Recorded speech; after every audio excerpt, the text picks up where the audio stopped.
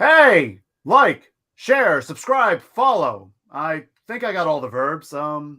Check us out.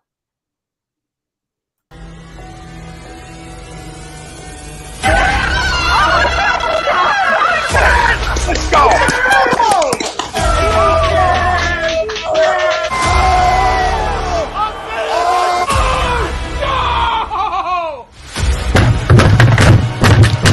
This ain't the fuck night! Oh, this game can heat stink!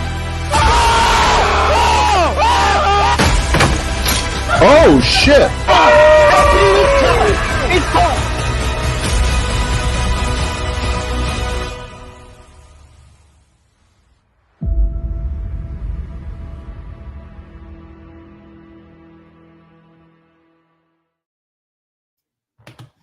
Welcome, everybody, to a brand new edition of the Weekly Roundup. I'm Frank. He's Zach. He's Dan. And we are brought to you by our friend, Alan J. Foy of eXp Realty. So if you're looking to buy or sell a home, looking for a change in career or brokerage, you can contact our friend Alan Foy of eXp Realty LLC at 302-682-8820 or visit him at alanfoy at exprealty.com. The topic. Jeez, Frank, don't sound too excited about it, or anything. I know. It's always exciting. Don't show any energy. It's not a big show or nothing. It's not like the biggest show of the year or anything. It's not like he's just sponsoring the biggest show of the year as James Harden gets traded and we've got everything that we've wanted. Blockbuster move that the Sixers pulled off that we've been asking for, and you're over here boring people to death as we come in the final or the first 2 minutes, maybe the final 2 minutes, unless we get more entertaining. I was gonna fire shots, so I'm not gonna do it. So no, I will leave it at that. Come on, look. See, you got the right gear on. You got the Sixers shirt, the jersey. Is that a Sixers hat? I can't even see. My eyes. It's the red John. It's the red John. Oh, see, I need glasses. A baseball umpire that needs glasses. The jokes write themselves on ATD here at the Weekly Roundup. The James Harden trade, it's funny. We talked about possible scenarios like this a week ago, and I think, we went from thinking it was going to happen to it wasn't going to happen to there was no way it was going to happen unless somebody like Matisse Thybulle or Tyrese Maxey was in the deal. And now here we are a week later, and not only was Thybulle not in the deal, Maxey not in the deal. I mean, you really look at this deal and go, what did I really give up that makes me go like, man, I'm upset about any of this? I mean, Seth Curry, great. We all like Seth Curry. Okay, but he's not Steph Curry. He's Seth Curry. If he was Steph Curry, I'd be upset. Seth Curry, okay, I can go find another guy to shoot, please. The biggest shame is that we don't have the Curry family on the roster anymore. I mean, we had Seth Curry, and then we had George Niang, Fat Curry, and then for like 10 days we had Tyler Johnson, Meth Curry. So we had 3 different Currys on the roster at the same time. It was great. Well, and isn't Seth married to Doc Rivers' daughter? So therefore, we kind of still have like a Curry on the roster sort of thing. Yeah. I mean, the family. I mean, the family. It's still all in the family sort of thing. But people upset. I've seen way too many. I know Greg Milekovic. I can't wait for Greg Milekovic, one of my fellow degenerates here at A2D, to comment, because he's one of these guys that hates this trade. He can't stand. He hates James Harden so bad that he's convinced himself that this isn't a good trade. And you know what? Like, Ben Simmons hasn't played a goddamn minute all year. Andre Drummond's a backup center, for God's sakes. What is it with us in Philly? We get so in love with backup players. We're like, oh, but Andre Drummond, he's been playing well. You couldn't trade him. Oh. And of course, right after Andre Drummond's going to make or break this deal for me, Daniel. You were just talking about Robin Lopez before the show, about how we're going to go get Robin Lopez, to probably off waivers or something to go fill that backup center role. We've got like the aging, we've got like the corpse of Paul Millsap out there who might be able to play a few minutes too. But, if this was 2014 Paul Millsap, I'd be excited. But which I think that Millsap is going to be a buyout candidate. I think the Sixers are going to buy him out. I didn't even know he was still on a roster. Did anybody even know he was on Brooklyn? I didn't even know that he was still playing. I think they're going to when Paul Millsap was good like 7 years ago. Like, I think they're going to utilize Paul Reed more as the backup. I think they really like him. They want to see what they have of him. He's a lot cheaper than Drummond or Millsap or whatnot. But I think the big thing isn't it kind of funny that they did the trade and all of a sudden the next day, all of a sudden Ben Simmons, he's cured. He's fine now. He has no more mental issues now. He's ready to play. Oh, sure. We all knew that was going to happen. I mean, come on. I mean, you had to feel. What's funny to me about it is, and I don't want to say he's like faking a mental. I legitimately don't think the dude was mentally tough enough to play in Philly after everything that happened last year. Like, I really don't think the dude would have legitimately had a mental breakdown. He's so cotton soft. He's so Charmin soft. Right, man, the whole Charmin commercials.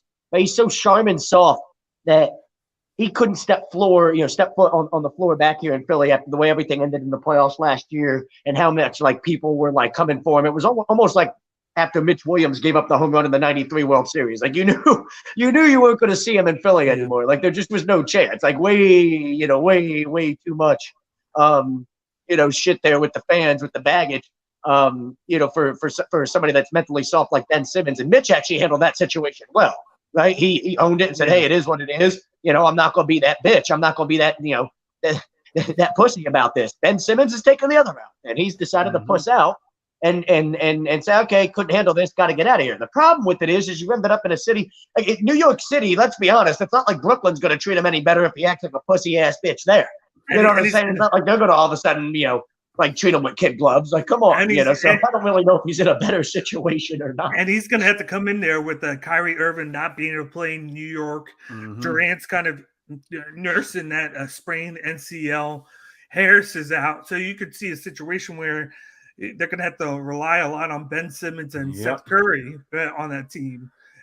With Irving, Kevin Durant might punch Ben Simmons in his face by like game 2. Yeah. Did you see when they did the All-Star draft? It was LeBron.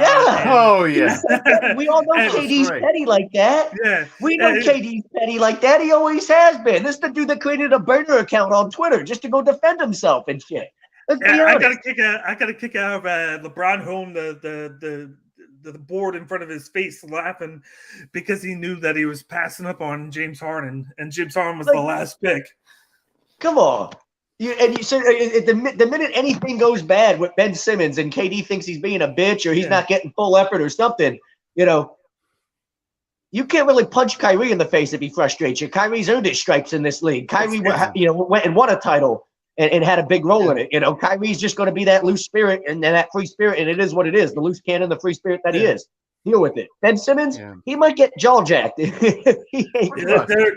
already saying that he's going to be playing off the ball. He's probably going to be playing more of the shooting guard role somehow, even though he doesn't shoot. Yeah, it's going to be interesting. But the Brooklyn is treating the trade the same way as we are. They're happy, like, oh, we're getting rid of a guy that quit on the team. Ben Simmons, of course, quit on us.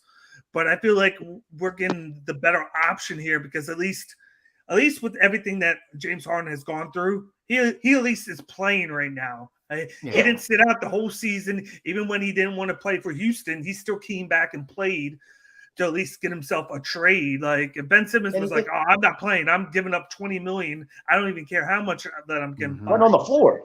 You don't see the floor. You ain't contributed at all. I mean, hell, a mailbox is better than you at this point. I can get a mailbox on roller skates. Will be better out there on the floor than Ben Simmons. I'd rather have Richard Simmons on the floor than Ben Simmons. Not the same guy that he was. A guy that's averaging 22, 10, and 8. I mean, come on. And here where he's probably going to have, KD's the scorer in Brooklyn, right? Harden's going to have a little bit more of a scoring role here. And those numbers probably kick back up to 26, 28 points a game, while he's here instead of 22. I don't need him to be the 35-point a game guy he was in Houston. I think it could even be 22 to 24 because if you look at it, he knows that Embiid's the guy. There's going to be a little bit less expectations for him to be the number one. He'll be the number 2, like you said, a 22 to 24, 10 rebound, 10 assists, 8 rebound type of guy. It allows Tobias Harris to bump down to number 3. He's already scoring that 18 to 20 points, which we expect from the number 3. So it takes a lot of pressure off of him. It just helps out the whole team, and then likely they'll start Thibor at the small forward spot. Yeah, I mean, I think the big thing for me when I talk about, because I'm with you. Obviously, it's Embiid's team, but I don't need I don't want Embiid to have to be in a position where he's got to carry the team on his back every game. Yeah. I want Embiid to be able to go just take a breather some nights and let Harden be a guy that goes and drops 45 and be like, hey, I wasn't needed tonight. I took a breather and played 20 minutes because James Harden rolled the shit out of somebody and we won by 30 points. I need Harden to go be that guy. That's kind of the whole point of this too, is you're taking some pressure off of Embiid, which is going to be important because we know come playoff time, it just is. You just need to feel like there's not all that mileage on Embiid, and he had to be the guy that carried and did everything, and therefore come playoff time, there's going to be all that wear and tear. Down the stretch, it's important for me to see Harden kind of take a little bit more of an alpha male role. Not every night, but some nights. Well, you could even once every now and then you could do the load management with the Embiid where you don't play him, you rest him, and then Harden can step up to that one. Yep. You got Harris there who can still score 20 points. I want to see how they do in that situation where it's Harden the guy. He has Harris there. You kind of have Maxey. Yeah, Maxey. Yeah. You look at this. This is kind of a perfect situation for Maxey because he's theoretically the number 4 guy. Yeah, but he's a combo guard, a lot like Harden was early on in his career, right? But every now and then he can go anywhere from 15 points to 30 points on a given night. He whatever he does. But it's like he can learn from Harden. He can learn how to advance his offensive game from Harden, and he's already a much better defender than Harden. So I'll just be like, hey, you shut up about that, but teach me some offense. I think how do I become a better scorer? I think the big thing though with the trade was right away after the trade happened, Harden exercised his option for next year, so he's going to.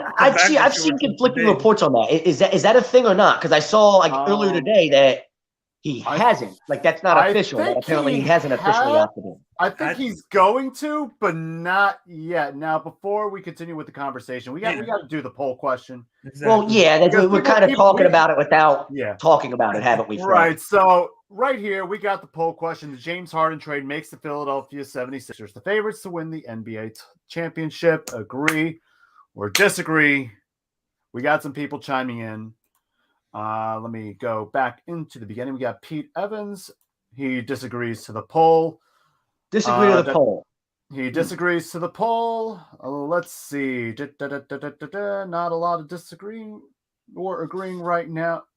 I mean, it's got to make you one of the favorites, right? You look at it and you say, okay. Their odds definitely got a lot better. Yeah. If I've got to name 3 NBA championship favorites, I think they're one of the 3 right now. I think there's 4 teams that I got in there. It's the Sixers, of course, Milwaukee. They're the defending champs. Yeah. I still have Milwaukee there. The Warriors are up there, and then the Suns. I probably think the Suns are the favorites right now. That's personally my opinion with how they're playing right now. They're playing better than they were last year, and they just kind of whooped on the Bucks yesterday. So I have them as the favorites. I'd probably put the Sixers maybe in the 3rd spot because I'm still going to give a little bit of credit to the Bucks because of them winning last year. Until I see us play the Bucks and how we would do, I'm going to have them ahead. I do want to see us add in a couple of buyout pieces for the bench. Like I said, a Robin Lopez. I still want a backup veteran center off the bench, maybe a guard or forward as well. Just add a little bit to the team for depth pieces. Right. But I love our starting 5 right now. I like the potential that it offers us 1 through 5. It's a really good starting 5. And I actually think now we're better than Milwaukee because I think Harden's still better than Middlebrooks, as good as Middlebrooks is. They're different types of players. I still think Harden's better than him. You mean Chris Middleton? But speaking of Middlebrook, Middleton. Yeah, you know what I mean. Chris Middleton. You know what I mean. Thank you. Middlebrook, Middleton, whatever. We all fucking know what the hell I'm talking about. But just combine the 2 names, I've been smoking and drinking, and I'm feeling all types of good up in here. Okay, y'all. Yeah, don't judge. But I'm taking a look at the odds right now. The Sixers are the 5th favorites to win the title. Bill's such a troll. Go back under your bridge, Bill. But seriously, it's actually true. It is actually, but the odds haven't updated yet because I guess they're waiting for the trade deadline to settle down a little bit. Yeah. Right now the Nets are still the favorite at 400, Warriors 450, Suns at 500, Bucks at 650, Sixers at 675, and right behind This is where it starts winding up. The Heat are at 1,100 odds. See, I think Bryce the Heat are also better than disagrees Milwaukee. with I Paul. actually like the Heat better than Milwaukee. I mean, I know the Vegas odds can but the Vegas odds can change in a hurry, sort of thing. I'm not sold on Miami until I see them in the playoffs because they got a young team, and then they could do good now. But when you get to the playoffs, when it's like the 7-game series, that's when things change. That's why I have them like behind like the Sixers, the Milwaukee Bucks. I think Milwaukee is living off of last year, though. I mean, like if you look at how they've played this year, I mean, they don't look like the same team that they were last year. They're not as dominant. They're not as good in every facet of the game. They don't scare me like they did last year. I think my top 4 would be Golden State, Phoenix, the Sixers, and the Heat right now. I think that's my top 4 team. Well, the crazy thing with the Milwaukee, just like last year, is there's no pressure on them, Murray. No one's talking about them. They're talking about the Sixers with the trade and Ben Simmons. They're always talking about the Warriors. The Suns made it last year. Then with Chris Paul, they're talking about them. And then, of course, the Nets. It's like Milwaukee could kind of like flow under the radar again and just make the playoffs as like a 2 or 3 with not that much expectations, even though they won it last year. The Nets have lost 10 in a row. The Nets are about to lose like 11 in a row tonight, aren't they? Like, yeah, they're playing Miami tonight, and then they're the 8th seed by right Miami now. and lose 11 in a row, and we're still talking about them as championship favorites. Yeah. I don't care what the Vegas line says. That's ridiculous to me. Could you imagine them finishing as the 8 and then having to play like Milwaukee or Miami in the first round? I mean, bring it on. Who's scared of Brooklyn? I mean, you know what I'm saying? Like, nobody. I wasn't scared of them. They weren't even playing good basketball before. Now I'm expecting them to play good basketball with a dude that's a complete head case, another dude that's a head case. And a guy that can't play every game, a guy that can only play on the road. Yeah, and a dude that's, KD's good when he's on the court, but how banged up is KD constantly now? When you're a thoroughbred, that it's like that racehorse that's kind of like, getting to the point. Frank, you're a racehorse guy. You like horse racing, right? Like eventually they just get to a point you got to take them out the pasture. It's you can kind of see like them slowing down. Like you can't ride that horse for much longer. It's going to get to a point where And there's a report out there that the Spurs are buying out Goran Dragic, so he's going to be on the buyout market. So. He's somebody that the Sixers could look at. Look at this. Look at the Cavs. It's a 4-point game. The Sixers-Cavs game is a 4-point game. Yeah, we're just talking about it was 15 earlier. 15 points, Yeah, when we started, it was 15. But when are they healthy, Daryl? We all aware, but they haven't been healthy at any point. Like right, but then you also they got one that can't even play in New York City. So how's that going to do for them come playoff time when they can't even have Kyrie playing home games in Brooklyn? Exactly.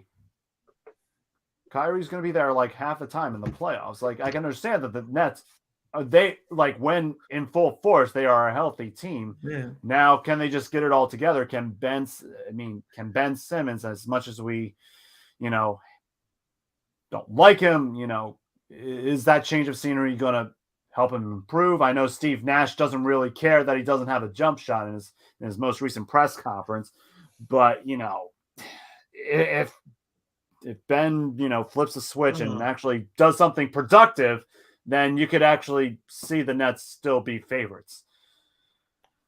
But, I don't know if I'd call them favorites. I mean, I wouldn't be surprised if they made a run in the playoffs or something. Like if they sneak into the playoffs as a 7 or 8 seed, and I wouldn't be surprised if they somehow make a run, deep into the playoffs. But I think we're past the point of calling them favorites. I think my point here. You don't get to lose 10 in a row in a season and now be called a favorite to win nothing. I think the problem with them is the fact that they got so many people missing.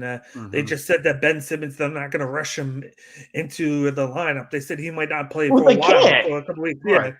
How are you going to rush him into the lineup? So they're looking at. You've got a lot of issues on your hand all of a sudden for a guy that was claiming mental illness and needs to go through a bunch of, they got to make sure they clear him and all that. With like a team therapist or something. You can't just rush him in. That would look awfully sketchy. So like I said before, they're going to be relying heavily on Seth Curry to come in and Andre Drummond as pieces in the trade to do heavy minutes. Curry starting and then Drummond coming off the bench. So because they're not going to have like the two of them. That'll help Brooklyn. Get them another perimeter shooter, take a little bit of pressure off of KD. But Seth Curry's not Again, he's not Steph Curry. I know he's had a nice couple years here in Philly, and this is what we do. We fall in love with guys like this. They become folk heroes in this town. We built a statue for one of them outside the link.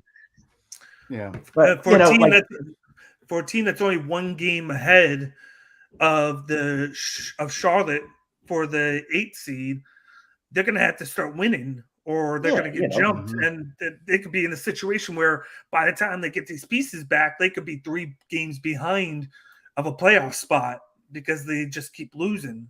So they're going to have to do something in the meantime before those pieces get back for Brooklyn. I agree, Mike, and we also have one of the most overrated playoff coaches in the history of the NBA, in Doc Rivers, who's, I mean, let's be honest, he's had way more talented teams than this one currently. We want to talk about, starting fives. But he's had some pretty good starting fives in his time, and only has the one championship. Let me throw this question up by Don, and it's a good question. That's a great question, Don. It is. How much pressure's on Doc Rivers? I mean, you definitely pressure's on him. You have 2 of the top 10 players, or at least 2 of the top 20 players in the league right now. And James, you probably have the best player in the league. Let's be honest. Embiid is the best player in the league right now. So where Harden ranks is kind of irrelevant. The best player in the league and a guy that's top 15, top 20. I wouldn't say he's the best, but I'd say he's the. I wouldn't even right say now.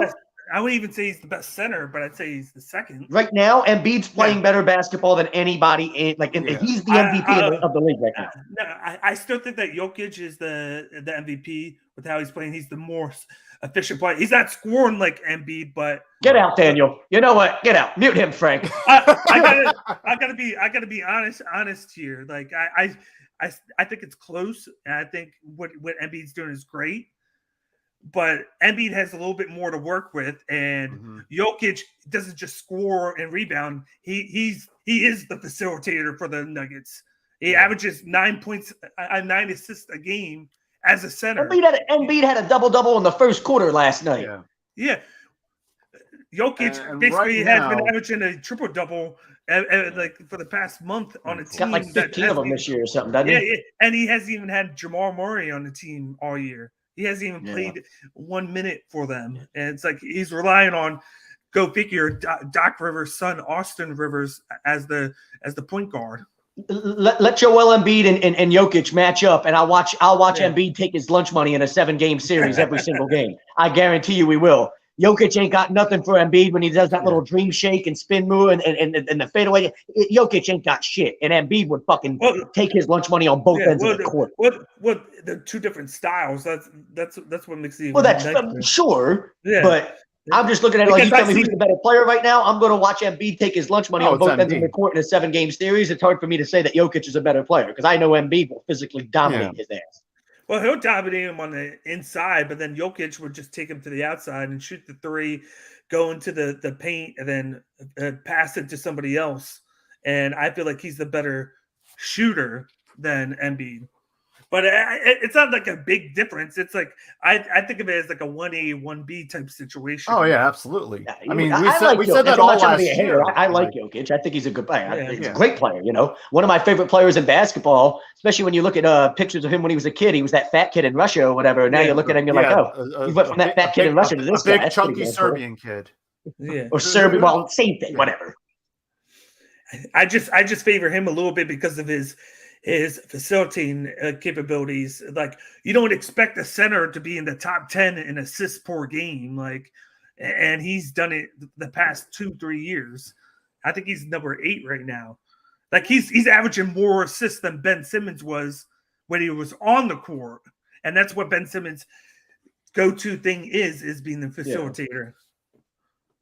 Don, to answer your question, I mean, I'd say, if it's on a scale of 1 to 10, it's at like a 12. I mean, it is off the charts. Like, you have no excuses now. And I think even more of a reason is because you have an assistant coach in Sam Cassell, who I've mentioned multiple times on this show, is a guy that's going to be a head coach in this league sooner rather than later, and has a very good reputation.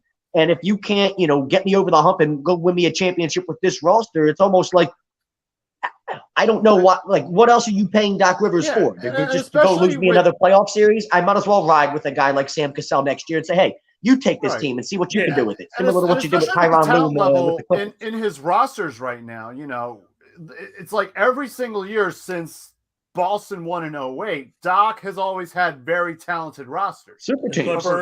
Yeah, he had basically super teams on his rosters, and they just cannot get it done for some reason or another. Like, I mean, with the Boston teams, I mean, the guys they had, they were past their prime, and it was the end of their careers from there. LA, the Clippers, though. The Clippers. I mean, yeah. And it's not like he just had like a few years. I mean, they initially had Chris Paul and Blake Griffin and DeAndre Jordan, and then they developed that. And like you look at his final few years there, it's a completely different makeup. I mean, they tried everything they could to get that team over the hump, and he still found a way to underachieve every year in the playoffs. That Boston team should have won twice. They should have won. Absolutely. They should have won the second time, and then what was it? Kendrick Perkins got suspended for Game 7, and then, that was the Lakers series, right, where Kobe got ring number 5. Yeah. Because they played him twice. They won the first one. They ran it back again the next year or whatever. They went to Game 7. Very next year. Yeah, the Celtics won it in 07, and then I believe Lakers won in 08. Yeah. I think the third year, I think they were out in the semis, if I remember correctly, in the second round. Yeah. Yeah, well, that was kind of when you knew, like, it's over. Paul Pierce, Garnett, Allen, like y'all are all old, past your prime. It's over. And shortly after, then they traded Pierce to the Clippers or something, right? Like that's when they kind of blew that whole thing up. I definitely think it's like a 9 or a 10 because, just like you said, he has no excuse now. Ben Simmons isn't there being a distraction. You just bring in James Harden. He can do a lot of what Ben Simmons did and more, and he can shoot. So now you don't have to worry about the 5-on-4 situations now, and he can take a load off of Embiid. Absolutely. So it's like it makes your lineup go down the line, like we said, 1 through 5 really well. Matisse Thybulle can come in, plug him into that small forward spot, and then he's primarily going to be to guard the best player on the team, defend, and then cause havoc, and then shoot occasional threes. Yep. The big thing comes down to, like, you're paying Doc Rivers as if he's Phil Jackson, right? You're paying Doc Rivers as if he's Pop. So the bottom line is you need those results, right? And at some point it gets to a point where how long are you just going to pay a guy to be a top coach in the game and not win you anything? Right. Just because he's Doc Rivers, like, because there's a sexy name attached to him. Like at some point, you just got to say, hey, like, this is what it is. And this is his, he was brought in here not to, like, get me close to a championship. He was brought in here to get you over the hump and win you a championship. Yeah. Brett Brown could have, got me to the Eastern Conference Finals. He did, so at some point, I mean, the pressure almost has to go up, right? It's almost like, dude, that seat's getting really warm. And all right, timeout. The trade is now official. James Harden and Paul Millsap both passed their physicals. Welcome to Philly. It's official. James Harden and Paul Millsap are officially Philadelphia 76ers. Now watch Ben Simmons fail his physical in Brooklyn or something and blow this whole fucking thing up. Like, he's probably going to play mental health. Yeah. They came out with his jersey today. They said he's number 10 for Brooklyn. Everybody was looking at Harden and, like, they had all these Photoshop number 13 jerseys. You're like, dude, Wilt Chamberlain wore number 13, and nobody's ever going to wear that number in Philly again. Exactly. So, like, somebody's got to, like, work on those Photoshops because that wasn't going to happen. I mean, I'm glad that Ben Simmons is wearing 10 because that's his free throw percentage. So, kind of matches so nice. And here's another great question from Don. Any role player y'all looking to step up since Seth is gone? I'm going to say, just because of the center position, Paul Reed, I'm looking for him to step up. Mm-hmm. Of course, you want, with Thybulle going in the lineup, you want him to step up a little bit. Oh, yeah, absolutely. Yeah, he actually had, 13 points last night. So so it's good to see him score a little bit. You want to see him step up. And especially, Matisse being more of a defender, like on occasion, that kind of helps. All right. Kind of fills the void from Ben Simmons, He's not the elite defender that Ben was, but you can see that he's starting to come in on his own as an extra defender, and definitely scores more than Ben Simmons. So, hey, there we go. Of course. Don, there's only one answer to your question. I mean, again, it's everybody's favorite Philly folk hero, Furkan Korkmaz. right? I mean, let's be honest. Speaking of folk heroes who like this like fan base just weirdly falls in love with. Oh my God. Freaking Korkmaz, or how the fuck you say his name. From Turkey. Fergie from Turkey. See what I mean? Look at this motherfucker. Like, this is what we do in this city. Dude is garbage. He's been absolute garbage for his whole career. But Fergie from Turkey, he's got a fucking nickname and everything. Let's build him a statue outside the Wachovia Center or the Wells Fargo, whatever. And then Milton. I want to see Milton step up. Yeah, I mean, those guys pretty much are in a position where, like, they just, Ferkin Korkmaz is going to get a chance to step up here because you almost don't really have anybody else. Like, hey, go ahead, kid. Let's see what you got because we don't have any other bodies. It's, it's your time. See if you can turn yourself into a role player sort of thing. So, I mean, that's what you're going to. He's a streaky guy. He's a streaky guy from three. It's either he's on for a game where he makes everything, or he's off the whole game where he's like 1 for 10. He's not consistent. And then I just expect that from him now, like because like a lot of people are putting a lot of high hopes on him for being a guy off the bench. I'm like this dude. He's been with the team 5 years, and he's only 23. And people are thinking he's like 30 years old, like a big veteran. And I'm like, he's still a young kid. Like, he came on the team at 17, and they're expecting fireworks from him right away. No, I mean, I was expecting more than, like, every time I watch him, he's clanking threes. I'm like, yo, bro, like, this shit's not even close. Like, it looks like Brick City out of his hand, too. You're like, your form's not even good. Some dudes shoot it, you're like, oh, that looks pretty. And then, like, it's you're like, oh, no, then wasn't as pretty as it looked. Like, when he shoots it, it looks ugly. You're like, God damn, like, that's an ugly shot. Let's hope it does something. But Ben Simmons has a prettier jump shot sometimes. That's sad. Maybe I'm being a little bit too hard. I love it. See, here we go. Speaking of folk heroes.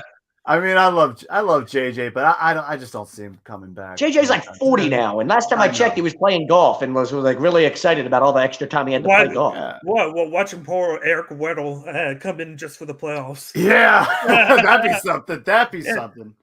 Come on, this dude comes in. He's like, he tells the Rams, "I'm not playing right now, but make the playoffs. Give me a call. I'll be ready." And now he's in the Super Bowl. He can't beat that. Yeah. That would be cool if he came, though, and if we called him, we were like, I'll be ready for the playoffs. Come in. It could be a nice scorer off the bench because he's one of the best, like, three-point shooters that are around. I can't believe they can't go to, like a court in West Philly somewhere and find a dude that can shoot a pretty three ball or something. Like, I mean, let's be honest. Like, the Lakers there was one guy, Reeves kid. Especially looking for guys from West Philadelphia, there were some guys shooting some beat ball outside of school, and then, a couple of guys, they were up to no good, and they started causing troubles in their neighborhoods, and then they got into one little fight, and their mom got scared, and then instead of sending them to Bel Air, we're going to send them to Wells Fargo and let them be the 12th man that can shoot some threes. So, we all know where that. Send them to Bel Air, we'll send them to Doc Rivers. Yeah. Send them to Doc Rivers. Wells Fargo. Maybe send Sam Cassell over to Bel Air, We're over here talking about, like, JJ Redick. Like, is there nobody else that's available that can shoot a three ball? I've got to talk about a 40-year-old JJ Redick? I mean, good Lord. I mean, of the buyout candidates, somebody. What I'm saying? Like, somebody's going to be available here soon enough that you can come in and be like, hey, you can be a 10th man and shoot the three for me, please. Thanks. I'm surprised. I'm surprised we haven't seen Houston buy out Dennis Schroeder yet. They went and traded for Schroeder and Freedom, and I expected it to be buyout candidates. They barred out Enos Freedom right away. Yeah. How fitting would that be? And then Freedom.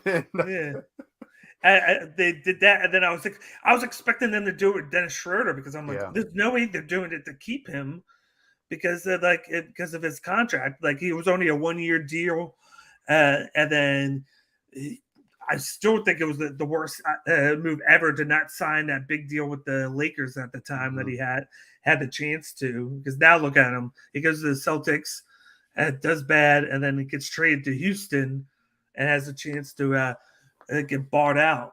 So I'm still waiting for that because then I think it'd be interesting to see the Sixers take a flyer on him if he didn't go back to LA. Yeah. I mean, and I also like Dennis Schroeder, I thought the Sixers were going to have a chance to draft him, back in, man, feels so long ago, when we drafted Michael Carter Williams in 2014, and then Schroeder went I think it was pick or two before. Yeah, Carter because Williams?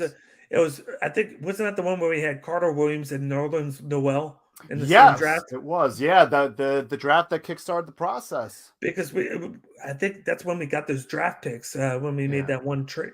I forget what trade it was. I think it was the Drew Holiday trade. Drew Holiday, and I think it was one of our picks. Yeah, I think we did a pick swap or something, and then we got the rights to draft Nerlens Noel, and then we drafted a MCW a couple picks later. Yeah, it's crazy. They were a big part of the process. Yeah, it's crazy. It's crazy to look at it because you look at both of them. Both those guys played well for a year or two. Yeah, and then Michael Carter Williams was the rookie of the year when we had you playing two guard. Yeah, and then he just and Frank was the three.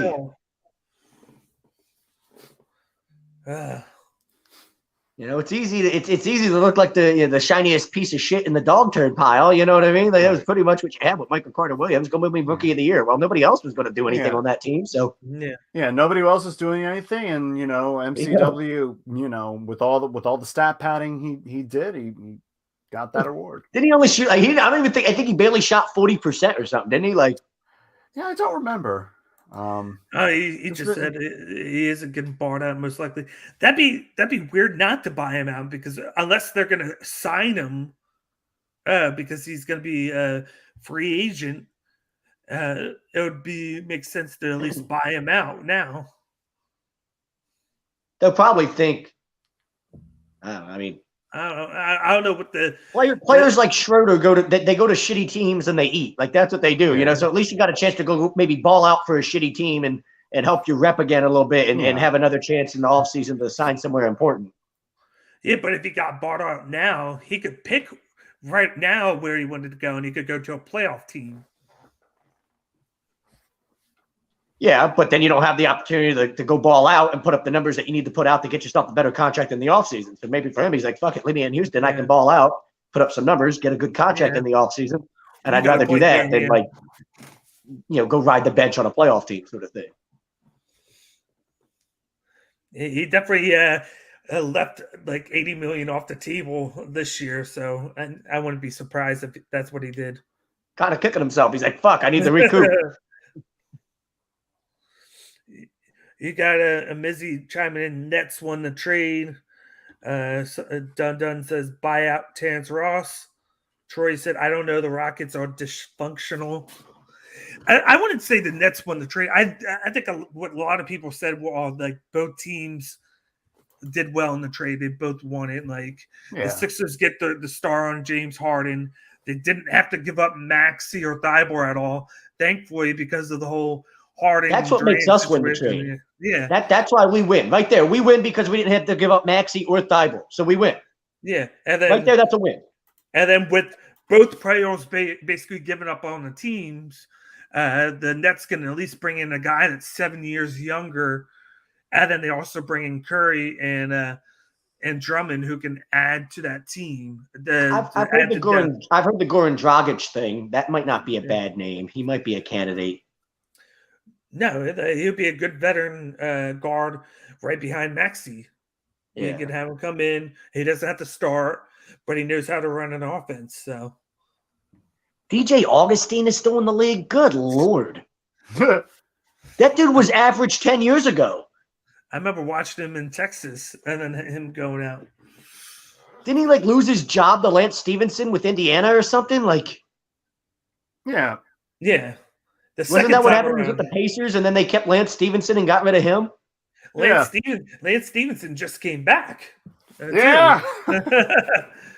You look at that Indiana roster now, it's like, geez. I've always loved Lance Stevenson because I always remember that time when he blew in LeBron's ear and LeBron had a mental breakdown on the fucking court. He was about to need a fucking therapist. Yeah. Because Lance Stevenson was blowing in his ear. That was the Lance Stevenson, Paul George days. Yeah. Now Paul George is injury prone on the Clippers, and Stevenson's in his third stint with Indiana.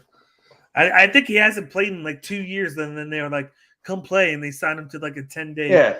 This is amazing. These dudes like, yeah, this is how desperate the NBA is for bodies. You got dudes sitting at home that haven't played basketball. And this dude was the closest thing to organized basketball this dude's been playing was at Rutgers Park in a pickup game in New York City, and they're signing dudes to NBA rosters. Oh, glad you've been staying in game shape. Okay.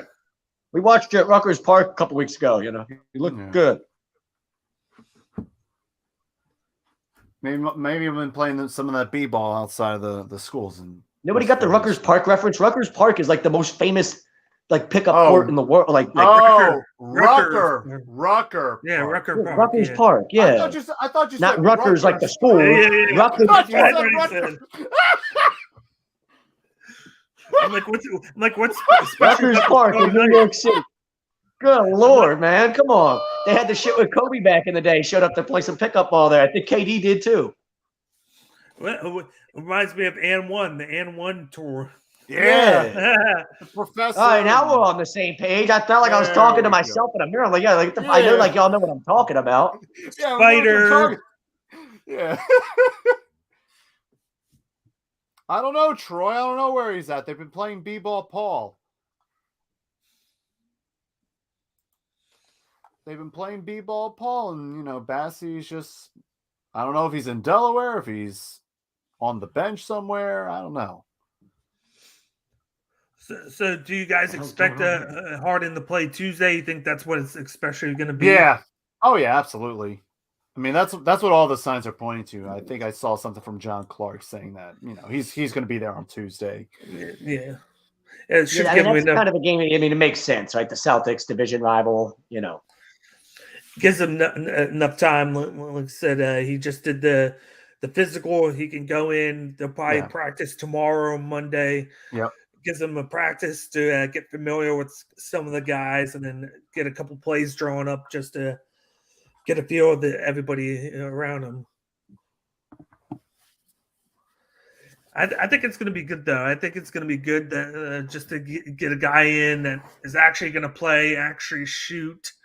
We don't have to feel like guys are forcing shots because we have a guy on there that is wide open, not being covered, and we'll actually be a 5-on-5. Because I think as good as Ben Simmons was as a passer and as a defender, which is why he was always like a first or second team defender, he was always like handicapping the team when it came to shooting because teams were just doubling Embiid in the paint, leaving him open, and then he just drive and then do the vintage drive into the lane and then pass it to the outside because he's too afraid to attack.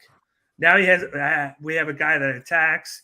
He gets a lot of calls. He's going to get to the line. That's the big thing there is seeing James Harden not be afraid to be aggressive and get to the line because Embiid gets the line a lot, but Harden, if I remember, he always gets to the line like 8 to 10 times a game at least.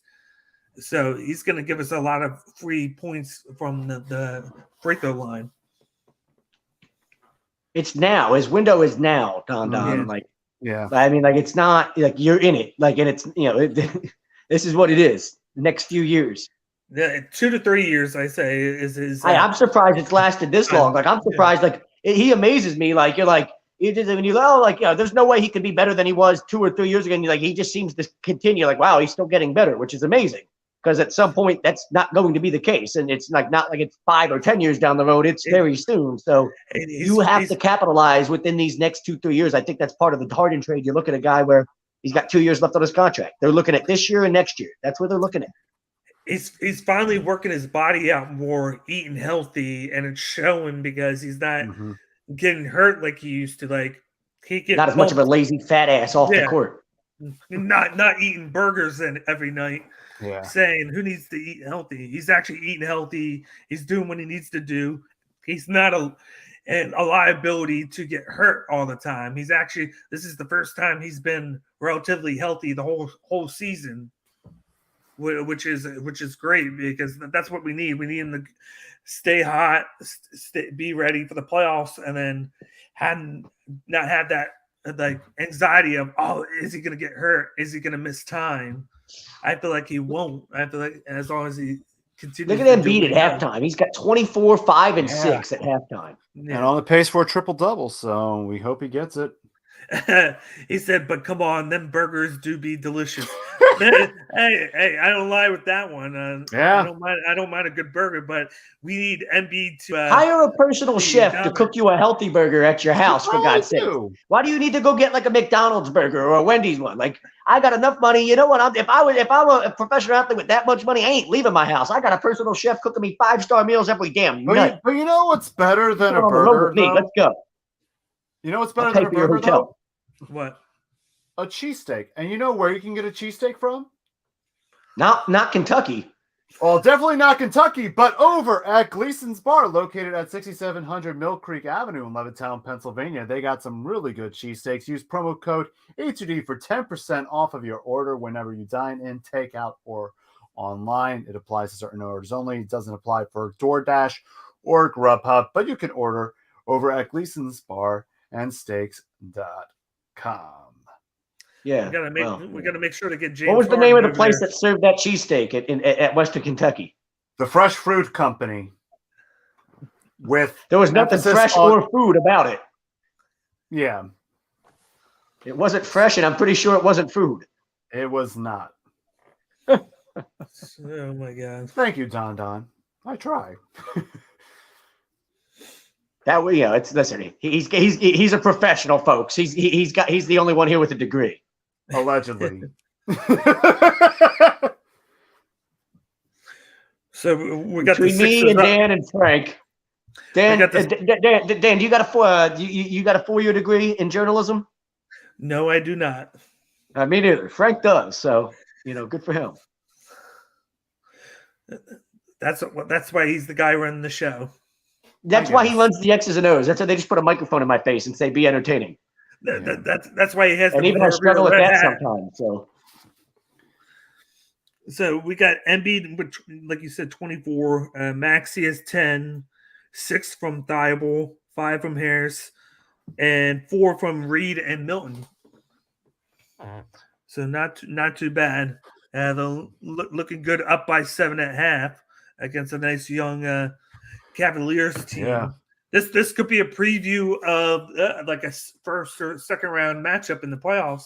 Yeah, and hopefully we get the better seeding in the playoffs. I'm not. Yeah. I'm not really buying the Cavs at number 2. I mean, they're a good young team, but I think that kind of dwindles down a little bit as the season progresses. Well, if you look at it right here, the top 8 teams are only 6 games apart from each other. All right.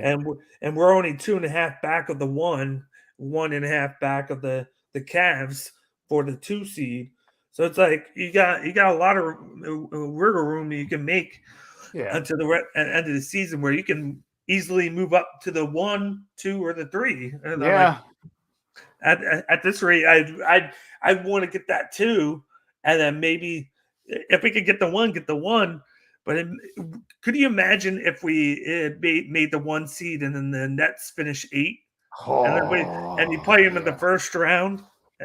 Yeah, and hopefully they survive that play-in game. That's the important thing. Oh, that's right. The tournament's still in effect. I keep forgetting about that. And then the 9 and the 10 are the Hornets and the Hawks. Yeah. Ooh. So that's they got a lot of teams that's still in it. They're 7.5, 9.5. The Wizards are 10 games back. They're only a couple of games out of the 8 seed. A lot of teams are still in it in the East, whereas in the West, it's top heavy. The top 3 teams are already there, but then every other team has kind of fallen off. It seems like the East is playing better this year than the West is. Absolutely. I'm looking to see where the Sixers finish at the regular season. I want to see him in at least the 1 or the 2. I'd be okay with the 1 or 2. Yeah. I'd be okay if they finish 3. Like, I would rather 1 or 2, but 3 would be okay. But I don't want them to finish 4, 5, or 6. I think with the team that they have now, they should be no worse than the 3 seed going into the playoffs. Going to the season, I had them as a top four team in the East. So I want that home playoff series. I want that to be a huge factor, throughout the playoffs. That Philly home crowd. That's what you need in the playoffs. You can't be starting the series on the road, and if you're down on the road, it might be a difficult road to make it to the Eastern Conference Finals if we start our playoff series on the roads.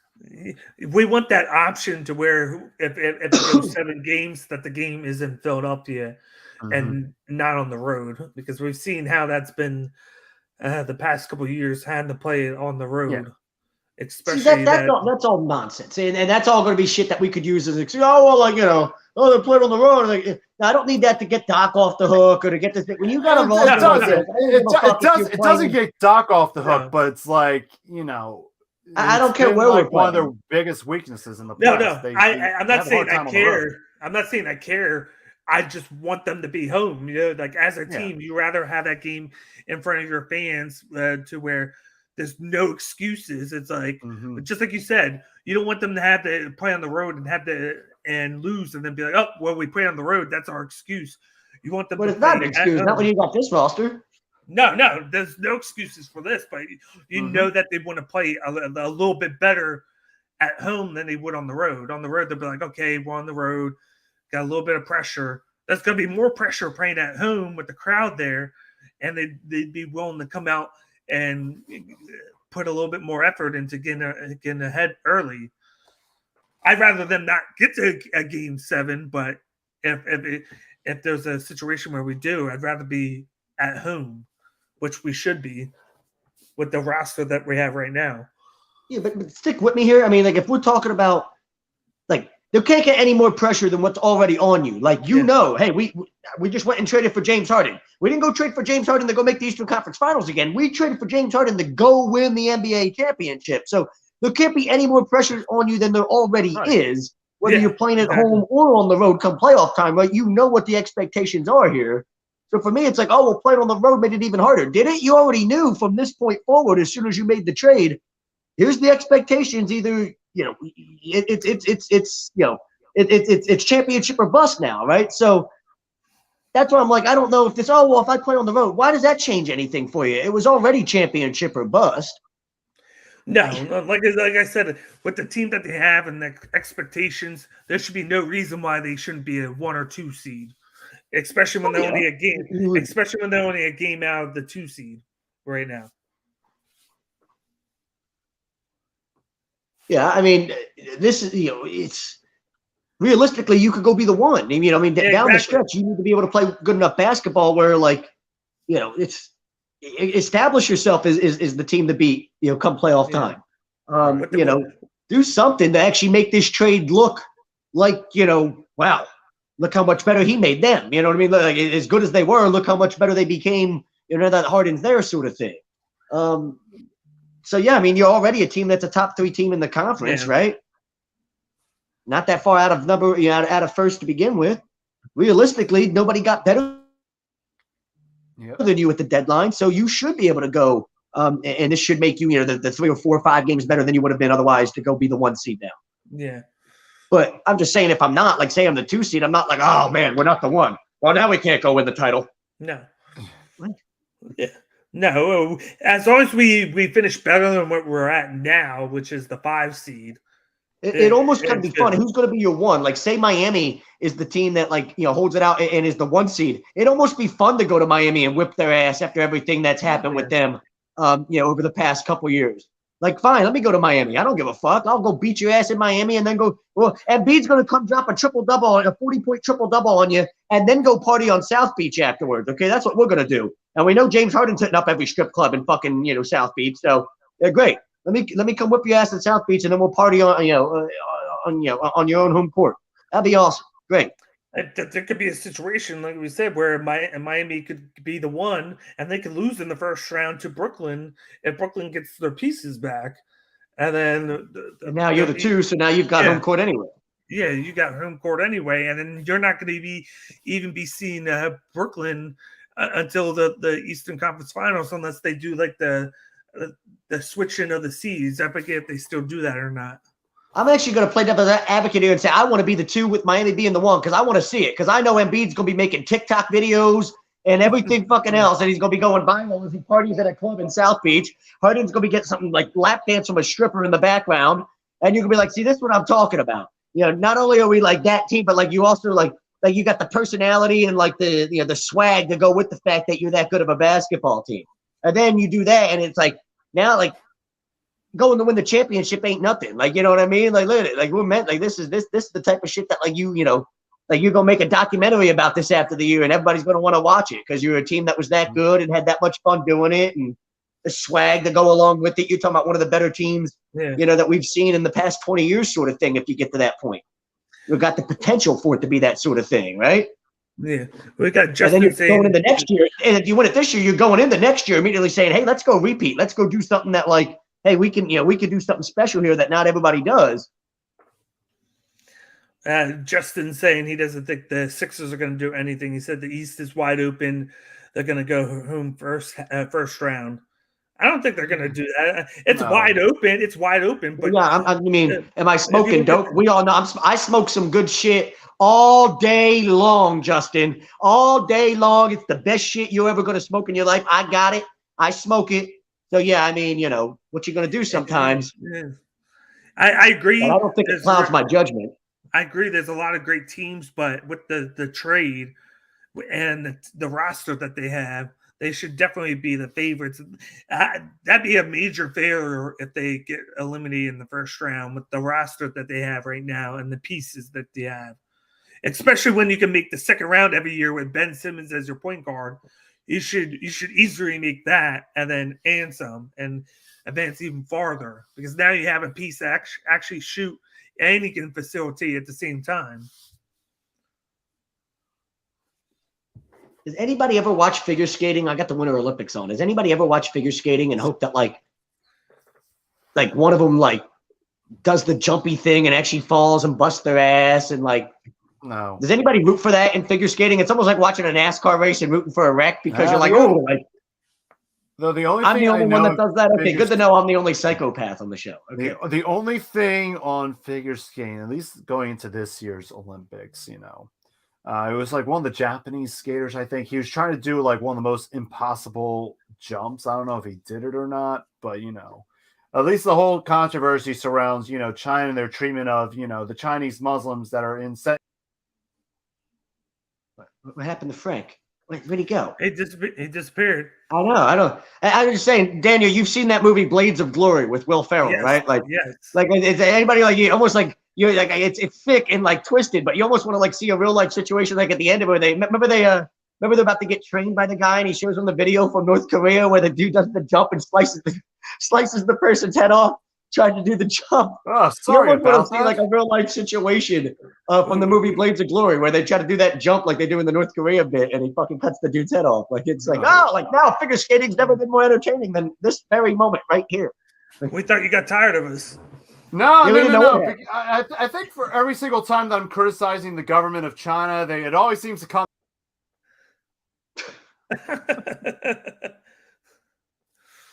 You gotta stop talking about China. Frank is a knucklehead. So anyway, but even Troy, like I do agree. You got the Bucks right now as the favorites, but if we build that chemistry, we definitely can go to this finals. I think that we could still be past them. I'm only going to give the Bucks the benefit of the doubt because they're the defending champs. That's the only reason I give them a little bit of a benefit of the doubt here, and they can flow under the radar because just like, again, we're not even talking about them. We're talking about the Sixers, the Nets. We're talking about the Heat, and then we're not even bringing up the Bucks at all. So that's what they have on their side is the flown under the radar, which is crazy. But the Sixers, they need to be able to gel. This is a kind of make it or break it, especially and a guy like Harden.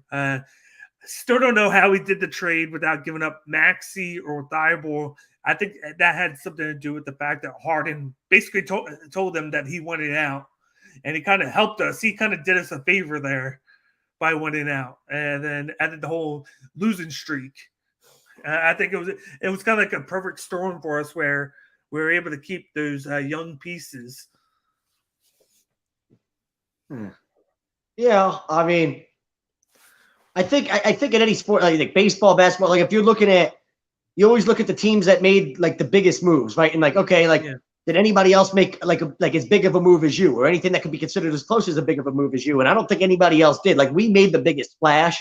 And as good as we were, it's like, wow, like, I look at it and say we're the most improved team at the deadline, and that's hard to say considering we were already really damn good, right? Like, wow, look how much better we've become. People that think the Nets won this trade are crazy. Greg Milekovich talking to you. You in the chat room usually are. Where's he at? The big dog. We got Troy. Come on down to Florida. We can go to some spring training games once they lift the CBA and we get back to baseball. Oh, look, Frank's not the only one that can segue. How about that? Look who else can what a great segue. Perfect segue into baseball as we hit the hour mark. Yay, baseball. Somebody give me some love in the chat room. I want some love. Where's my love? Somebody give it. Somebody did make a comment above about baseball there, but they said, by the way, I love the idea of the universal DH. It's long overdue. And there's going to be all these old school baseball people that are going to be like, that's what makes the National League different. And the pitchers and the strategy and pitchers hit. Nobody bunts anymore. There's no such thing as hit and run. Like, that's not a thing at the big league level. Why is my $30 million a year pitcher at the plate hitting? I need to risk him getting hurt, hitting or running the bases. I mean, good Lord, Max Scherzer, half these guys that are great pitchers have no interest in even hitting. When was the last time you saw Max Scherzer go to the plate and even have an interest in swinging the bat? He's just like, okay, throw 3 fastballs down the middle. Let me go back to the dugout. I'm going to come back out next inning and dominate you. Like, it's just pointless to go watch a pitcher hit at this point. I was going to say, you know who's the happiest about this? The pitchers, because they don't have to hit anymore. Yeah. Then they can just pitch and then go sit down. And it'd be one thing if bunting and things like that was still a part of the game and the strategy that all these old school baseball people talk about, but it's not. So what's the point of watching a pitcher grounded to a double play with nobody out and a runner on first base instead of bunting them over? Because that's what you're going to get. Oh, and then the one, people talk, how about Madison Bumgarner? He was a really good hitter that used to hit home runs. Great. So we've got a couple pitchers that like to swing the bat and maybe give me a home run every once in a while. And of course, you have Shohei Ohtani at the All-Star break. And we'll go with Madison Bumgarner's idea to have like a pitcher home run derby to go along with the normal home run derby and just make that like an all-star weekend, an all-star break activity. I don't need to watch pitchers waste my time. Give me let me spend some money on an extra bat that I can put in my lineup to DH for me now. Yeah. And I love it for us because personally for us with Rhys Hoskins and guys like that, Alec Bohm. Yeah. I mean, good Lord, you watched Bohm last year. That dude couldn't catch a cold anywhere. So I mean, you're like, I don't know where you're going to play. I think he's going to be a candidate for the DH. Got to be the DH, right? When you look at him. Yeah, because at least Rhys Hoskins, you can probably play he can play first base for you. Yeah. You can. Yeah. He's not a great defender, but you're okay over there with him. Yeah, like he's okay over there. Whereas Alec Bohm, like he came in, he had that power that he was doing his first year. Then he's just been kind of a liability defensively, but use him as a DH, you could kind of take that liability away, plug somebody in there that can be better defensively. What's his name? Renato Torres or whatever that came out last year. And everybody fell in love. Another folk hero in this town. You're like, this guy's like not good, but we just fell in love with the way he plays the game, sort of thing.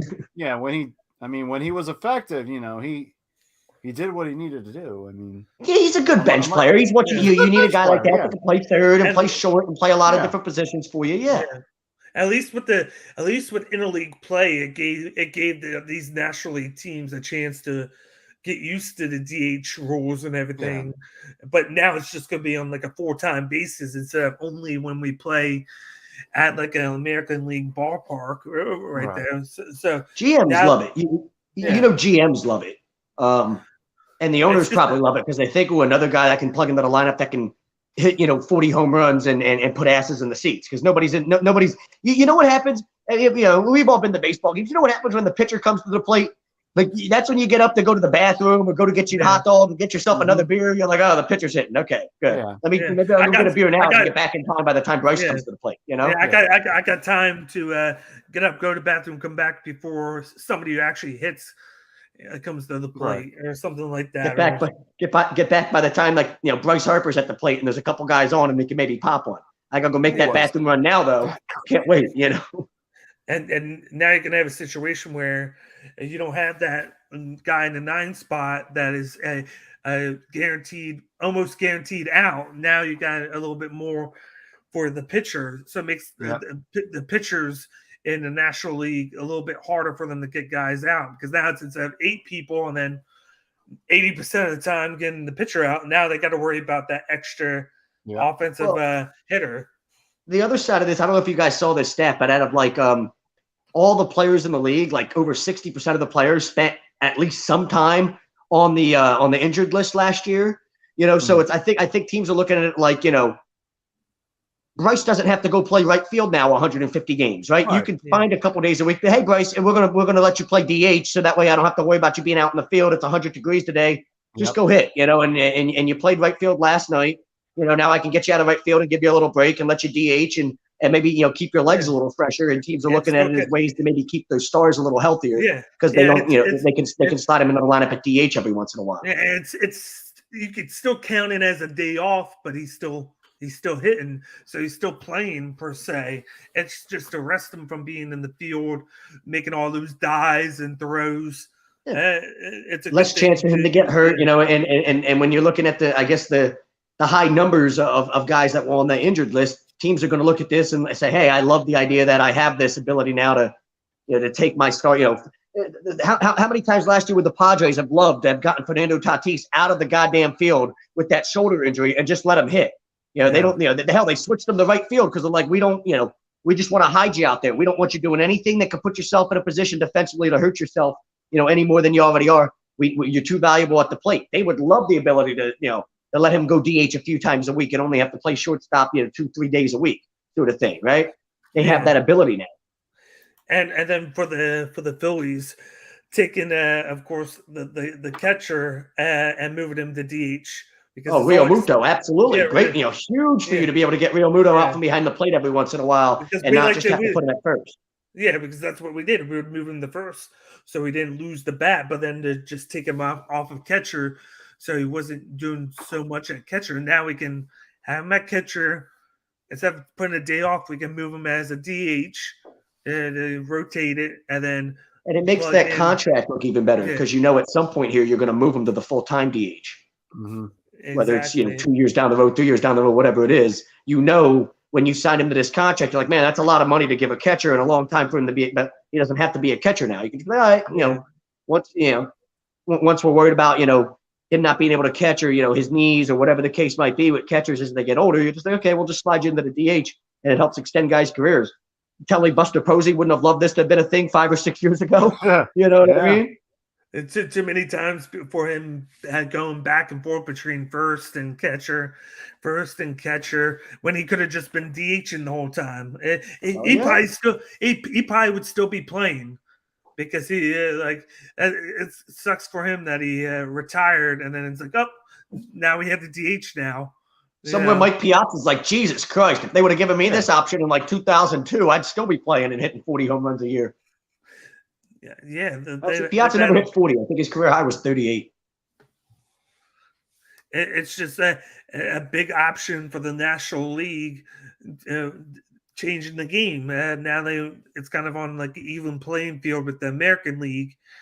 And I do get it, with having a pitcher, it does add a little bit more thought process with you having to play the pitcher, have him hit, but then know when to put a DH and when to take him out and whatnot, and to plug in the next guy now. But now it's a situation where your pitcher doesn't have to worry about pitching and hitting. He can just focus on pitching, do that, and then you can plug in an actual hitter in the lineup and make it like a better offensive team.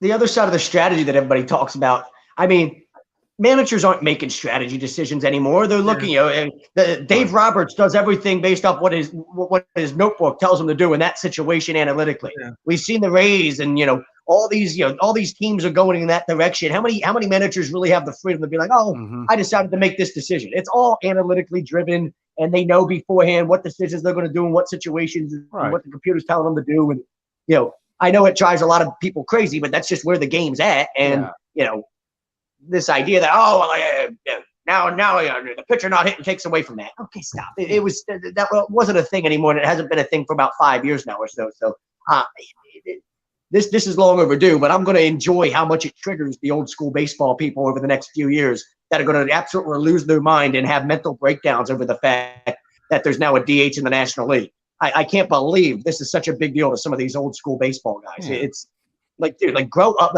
find something to lose sleep over that's more important than this. For God's sakes. We got Troy chiming in. Our pitching will always suck until we get a better defense. We always set them up to fail. That's something the past couple of years that have been a major disappointment. With the teams that we used to make the playoffs and we won the World Series in back in the 2007, 2008, those teams, we had great defense. We had great defense and great relief pitching. Now we don't have either. Like, we don't have relief pitching and we don't have defense. We rely too much on the starting pitching and the offense, aka Bryce Harper. It's one thing for your defense to you're not playing great defense. It's another thing to be as bad as we were defensively last year and how bad we've been over the past few years. I mean, me and Greg Milekovich were at a game here in Dunedin when the Blue Jays were playing down here in Florida for their home games. Yeah. And we watched the Phillies against the Blue Jays commit 3 errors. They couldn't catch a pop-up in shallow center field. Alec Bohm couldn't field a ground ball cleanly, and then he threw a ball away at first base afterwards. And you're just like, this is stuff that I umpire 16-year-old kids, and I watch them make these plays on a routine basis, and we're not doing it. So it's one thing to be like, defensively we're not as good as we should be. We're not as sound as we should be. It's another thing to be as bad as we were because our defense cost us games last year. It's not like our defense, hurt us or just, it could be better. It legitimately cost us baseball games. And then on top of that, we led the league in blown saves. So it's like one on top of the other. Bad defense and blown saves. Yeah. Guess how you don't win baseball games at the big league level. Just look at the Phillies last year. That they wasted away a great year by Bryce Harper, where he tried to will us into the playoffs. Him and the pitching staff. I give the pitching staff credit for how well they did with the defense and the blown saves. I felt bad at half the time when you had a great outing from one of those so pitchers that we had, and then you bring it to the closer, and then he'd blow the save right after a good game. It's almost unacceptable, though, Daniel, to think that you wasted the type of offensive year that Harper had and the type of pitching year that Zach Wheeler had. It's not like you just had a great offense. Like, you literally had a Cy Young candidate to go along with the MVP in the middle of your lineup, and you somehow can't make the playoffs. Yeah. Somebody's got to get fired over that. Like, what I mean? Really, that's so bad. That should go on your scouting department and and basically your GM, and you're doing bupkis to address those issues. We've seen this the past several years where we need to improve our relief pitching and our center field depth. It's terrible. I think you got to look at the defense was what it was, but the fact that your bullpen and especially after how bad the bullpen had been late in games the year before, for you still to not make the improvements that you needed to make going into last year to make the back end of that bullpen at least solid enough where, all right, even if you blew a ton of saves still, okay, that's one thing. But to lead the league in blown saves, that cost you. I mean, that's what cost you a playoff spot right there, right? Yeah. If you got 5 or 6 less blown saves, you're a playoff team. And on top we're not even talking about being one of the better bullpens in baseball when it comes to the back end of the bullpen. You're just talking about not being as bad as you fucking were. And on top of it, same thing the year before when we were historically bad in Clentak's final year. And on top of that, you go look at the Giants, who we all know who their manager is, and then he goes in there, and they have one of the best records in baseball under him, and we criticized him for the manager moves that he made with the team, and now it looks like maybe he wasn't the problem, and now we're criticizing Joe Girardi now with the decisions that he's making with this team. It's snowing its ass off at the Winter Olympics. I'm watching the skiing event, the slalom. Holy shit.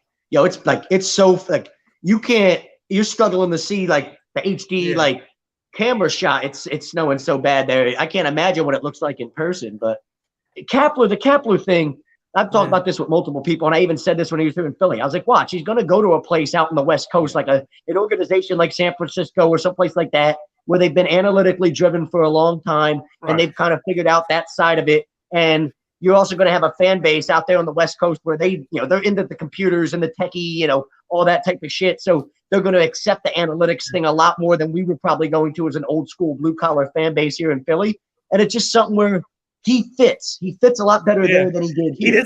He doesn't have to me. He doesn't have to make tough decisions over there because you look at that starting five rotation. That starting five rotation was just amazing last year. All those guys had under almost 3.0 ERA, almost 1-5. They had one of the best bullpens in baseball last year as well. They didn't have the best hitting, but their hitting was just good enough to help that amazing pitching staff and bullpen. And he's looking at what the computer's telling him to do with all that, right? Yeah. He's looking at what the analytics tell him when it comes to juggling that lineup, when it comes to juggling that bullpen. And then he's got the complete support of the front office, and it's kind of like they've got a system that's worked for them for a long time, going back to the days where they were winning World Series. Yes, Bochy was a very old school manager, but everybody remembers Brian Sabian, their GM, was one of the guys that was at the forefront of the analytics movement in baseball at that time. So they've always kind of been working towards this, and now their GM is came from the Dodgers organization, and it's even more analytically driven than it was before. Like they're one of the top analytics departments and one of the top analytically driven teams in baseball. You probably got the Dodgers, the Rays, and them. When you look at teams, you go, man, analytically speaking, those are the three teams that probably do it better than anybody else. And it does annoy you sometimes. It annoys you to go watch Kevin Cash pull out his best pitcher in the sixth inning of a playoff game because the analytics told him to do it.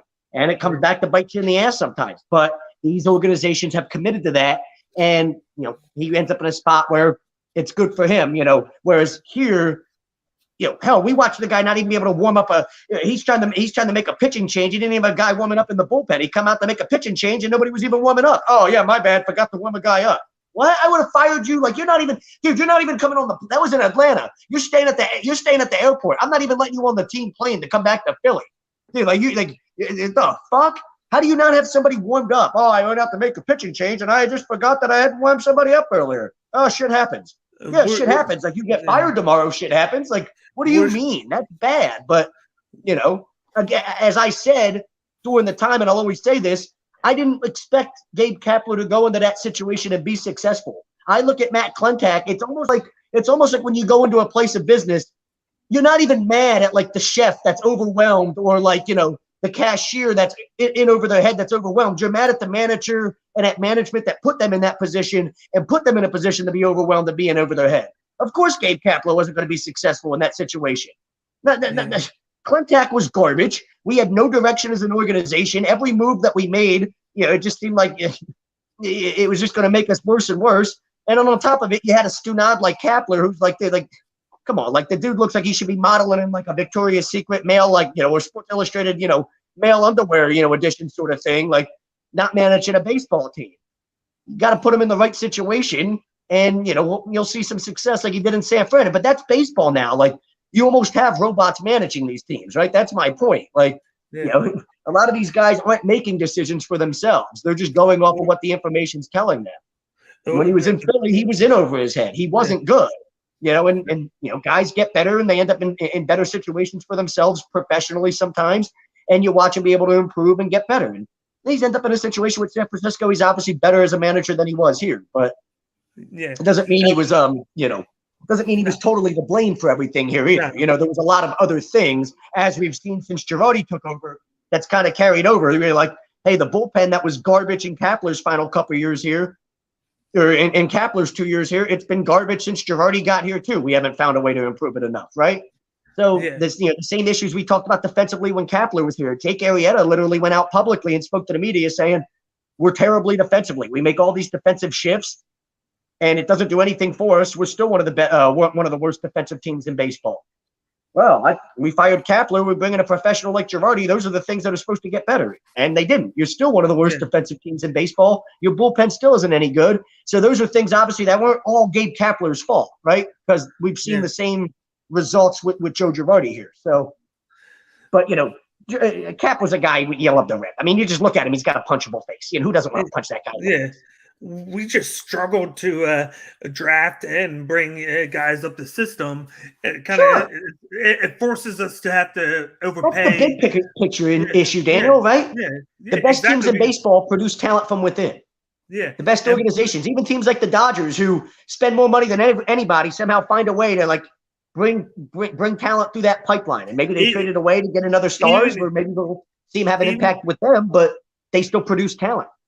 Even with how much we hated at a time Ed Wade when he was with the organization, that's what he did. His specialty. That was the last time we had any type of farm system. Yeah, he was the specialty in drafting guys, bringing them up. He just couldn't bring in free agents. That's why we got rid of him and we brought in. Remember his big thing for why he didn't want to go out and spend money on big name free agents was because then you lose a draft pick, and he didn't want to lose a draft pick because he was so confident in their ability as an organization to identify talent early in drafts and then develop it.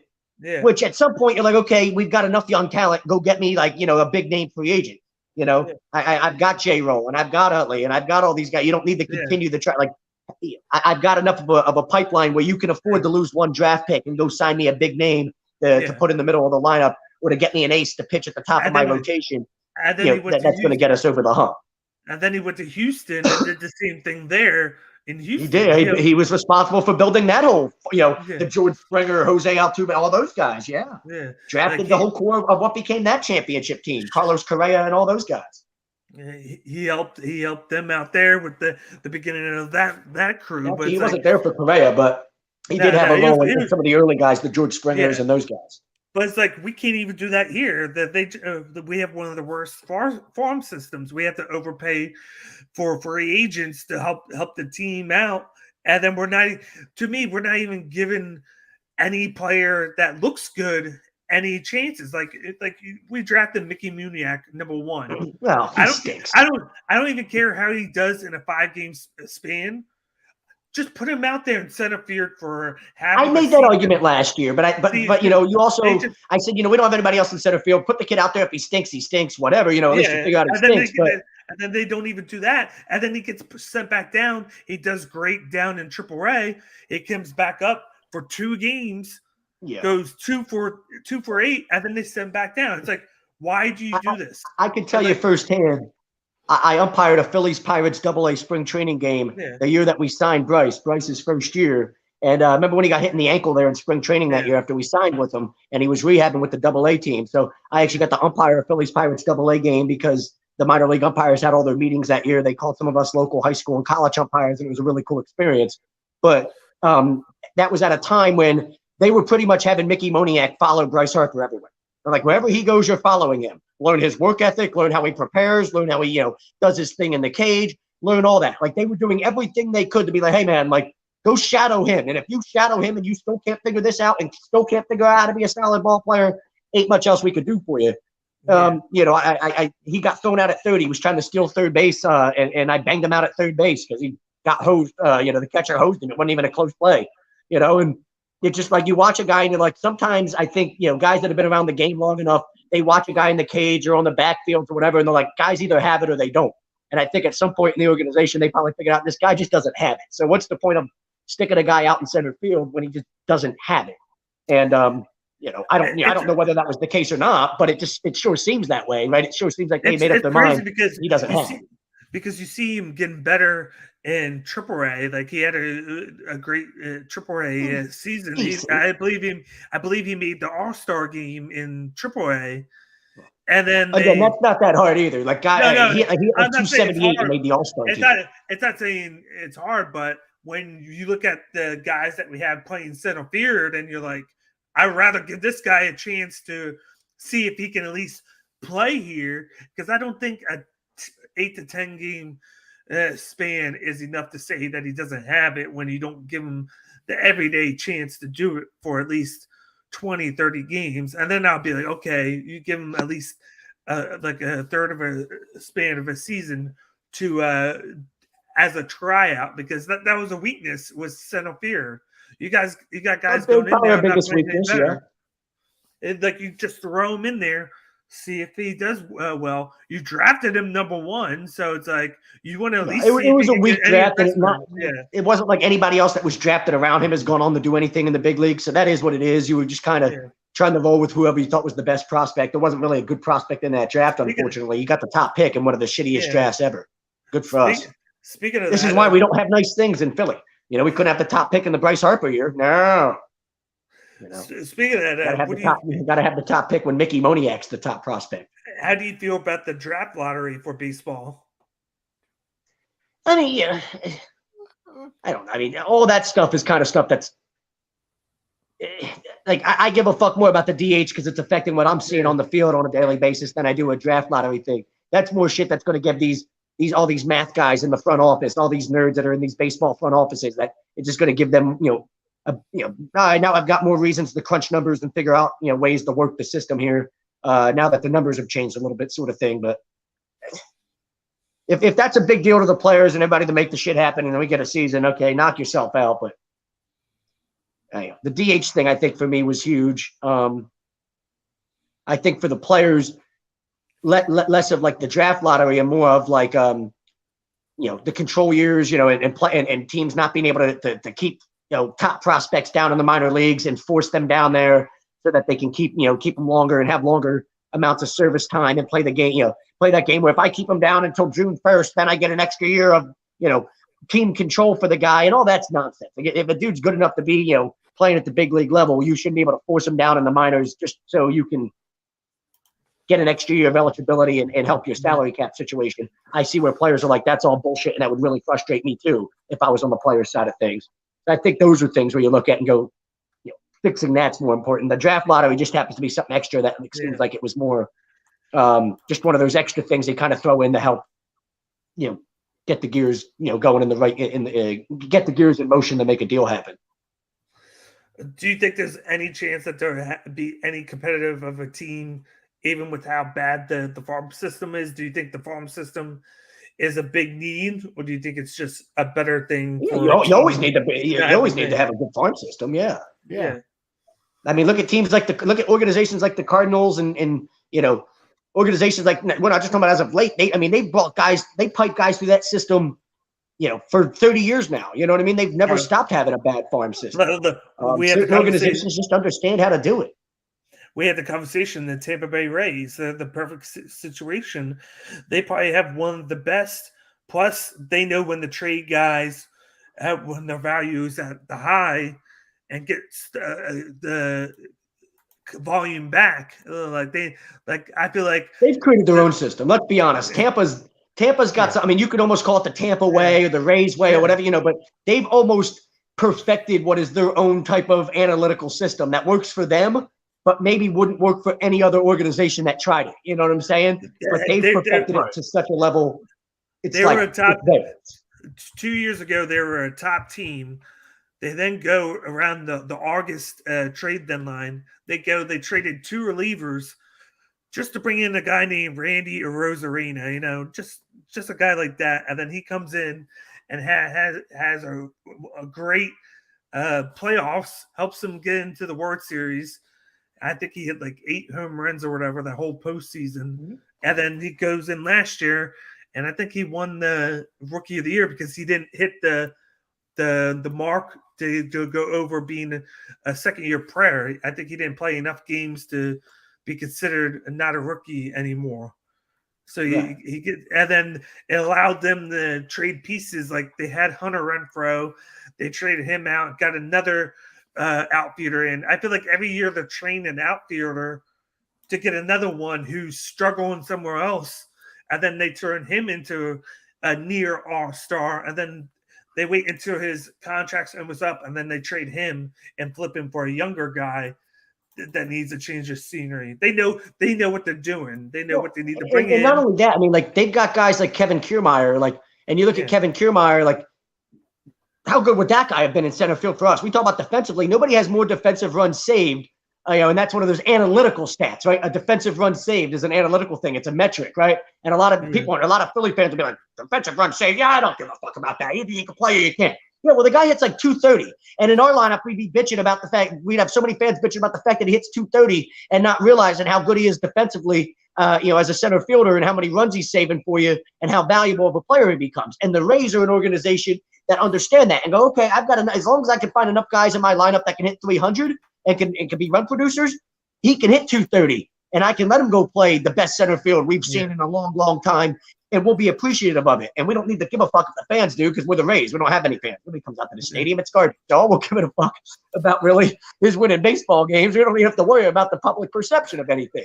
I think in Philly, we give a fuck too much about the public perception sometimes. You know what I mean? Instead of worrying about just whether or not, the roster was so loaded, they traded that second baseman outfielder to the Brewers, who wind up having that crazy second half of the season, all because they had Wander Franco waiting to be called up. But guys, when's the last time we had a prospect like that? Never. Yeah. I mean, good Lord, like Fernando Tatis, Go look at all these organizations with these young studs, like the Padres with Tatis, and the Blue Jays have like 5 of them. Vlad Jr. and Kevin Biggio and Bo Bichette. And you look at all these young prospects. You're like, when was the last time we had a good prospect like that? I mean, it was the Ed Wade era. Like, that's really the only time you could. I mean, Scott Rowland is probably a guy that you looked at and said, in the past 25, 30 years, our lifetime, hell, he's going to be in the Hall of Fame next year. So you got to almost make the argument that he's probably the best prospect that we've had come through our pipelines in a long, long time, right? Yeah. But like, hell, I'd kill for a prospect like that, Good. Can you just get? I don't even need to have like a Vlad Jr. or like. Somebody just give me like another Scott Rowland to come through my system. Even with how bad they're managed, the Baltimore Orioles have a great farm system. They just can't bring in free agents to help those young players. Nobody wants to go play in Baltimore. Have you been to Baltimore? Yeah. I exactly. You step one foot in there, you're like, fuck this place. You get the hell out as quick as you can. Yeah, but they have a lot of good young pieces there that just need to be surrounded by big time free agents. If they can, and they're at least an organization that looks like they're trying to create some sort of direction, right? Like you suck, but okay. Again, you didn't really how many people will really come to your Baltimore Orioles games to begin with? Not enough for it to matter. So now you're like, we're going to try to create something. Let's build something organizationally. Let's come up with some sort of direction and try to, build something here. Maybe it'll turn into substance in a couple years. They've been patient. They've got a manager in Brandon Hyde who they like. Yeah, they haven't won a ton of games, but they haven't you're not going to win a ton of games with that roster. But at least they're trying to build something and stick to that plan. Whatever the blueprint and the plan was as far as them trying to build something, they're sticking to it. Dave Dombrowski's been here a year, and we're still trying to figure out what the fuck the plan is. Like, what's the plan, Dave? Like, and I trust you because you're Dave Dombrowski, and everywhere you go, you win. But what's the plan? Because it's like, where do you want to be? Would you rather be a team like the Phillies where they can't bring anybody up, but they can bring in big time free agents and then just miss playoffs? Or I don't even care how you do it. Just win, baby, as Al Davis used to say, right, Daniel? Exactly. If you got to be the Yankees and the Dodgers and you sit here and spend a ton of money and spend more money than anybody in baseball to buy every great player you can get, go ahead and do it. If you want to, develop young talent and balance that out with the big name free agents or the big names you've got, okay, go ahead and do that too. But I don't care what you do, but you can't sit here in the middle and be undecisive and be like, oh, well, we want to do that, but we also want to be this. And it's I think you they can't don't be have a direction. Either jump in the deep end or don't, but don't be the little bitch that's sticking your toe in, acting like, oh, am I going to get wet? Is it too cold? I don't know what to think. Either fucking do it or don't. Commit to something though for them. I don't think they have any direction whatsoever. I think they're just doing. It doesn't look like it. No. It's like, we're not drafting. We're not bringing anybody up. Let's just go bring in a high-priced free agent because we can, like we did. We bring in Bryce Harper. We bring in Zach Wheeler. We just we traded for Real Muto. We're just doing that. And it's like, that works to a certain point, but you want that to be like a situation where we bring him in to gel with the young talent, but we don't have that young talent. We have to rely too much on being all these things. And that's where think about we had to stick with Hector Neris as the closer for all these years. I mean, most organizations have some dude that throws 100 miles per hour coming up through their system. Well, at the very least, you're like, hey, he's got a live arm, throws 100 miles an hour, got filthy breaking stuff. We'll throw him in the back end of the bullpen. Let's see what he's got. Yeah. Sarah Anthony Dominguez, I guess, is the closest thing we've had to that, and the dude fucking blew his arm out and can't pitch anymore. You're like, oh, well, so much for that, right? Like, he's the only dude you look at had some potential with that. You're like, oh, there we go. There's the fireballer we're talking about. And we can't ever have nice things in Philly. So we took him away from the closer spot, but because everybody else couldn't do the job, we thought. Oh yeah, he's struggling in the closer spot. But so is everybody else. So why do I give a fuck? He's got the best stuff out of all of them. So fuck it.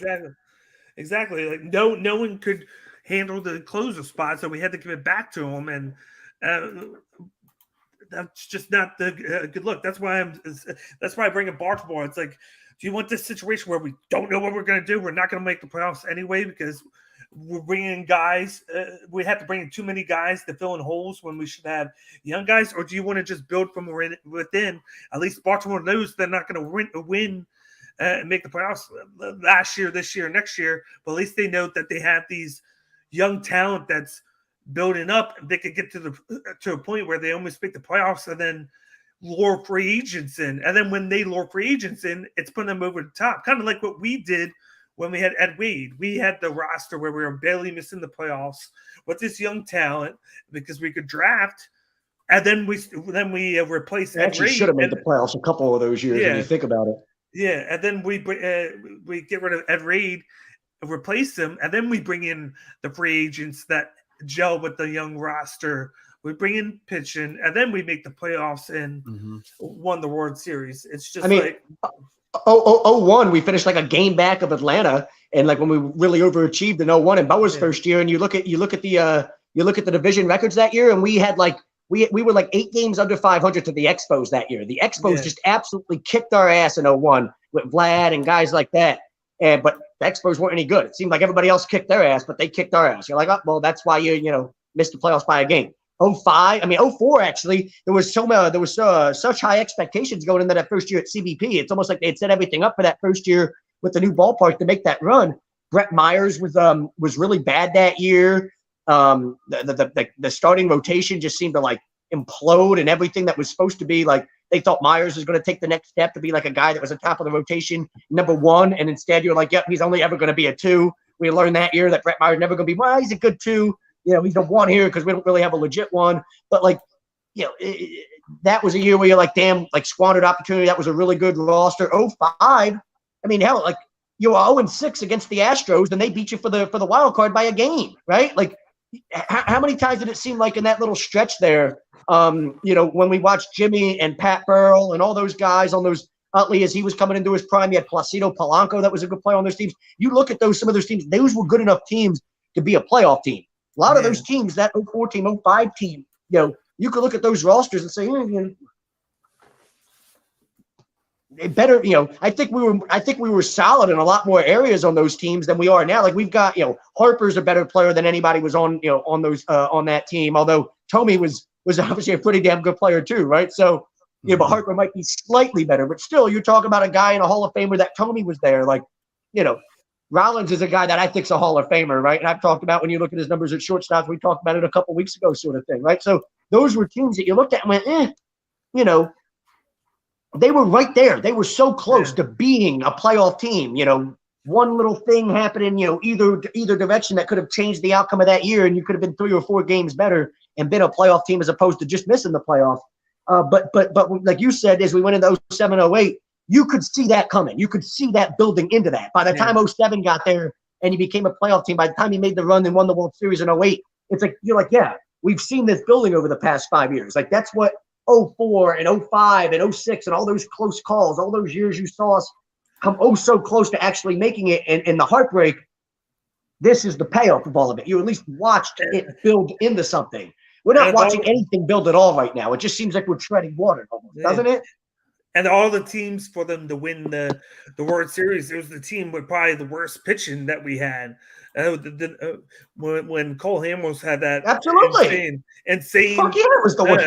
playoffs. Like You look at it the next year and the year after when we had like Howday, Cliff Lee, and Roy Oswald. Those teams couldn't do what that team did that year because once we added Cliff Lee again, once it became Halliday, Cliff Lee, Roy Oswald, and Hamels all in one rotation. I mean, they were having conversations of it being the greatest pitching rotation, like the greatest starting rotation that the game had like ever seen, sort of shit.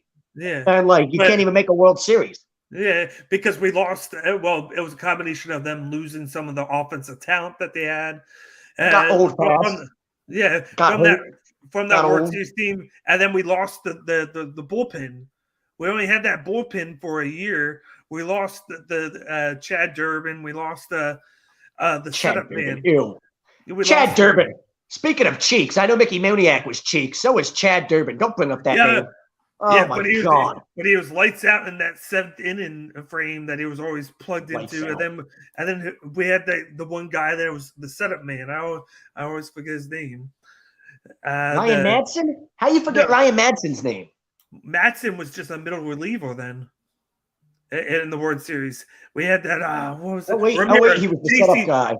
JC Romero, that's who it was. JC Romero. Well, JC Romero was the dude that handled. He was the lefty. If they felt like he would be the better matchup in the eighth inning, they went with him. If they felt like Madsen would be the better matchup, they went with him. But it was like that. They had their rotation set. There was like Durbin was the seventh inning man, Romero was the setup man, and then. Of course, the closer was Brad Lidge. They had all of it set up. They had they had one of the best bullpens, and they went from the best bullpen to one of the worst because they let half the bullpen go.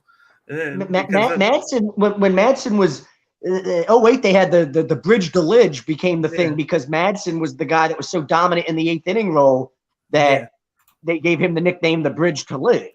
Yeah, and then, of course, but that bullpen in general was really good. I mean, you just think about the bullpen and the depth that it had. J.C. Romero and Ryan Madsen and,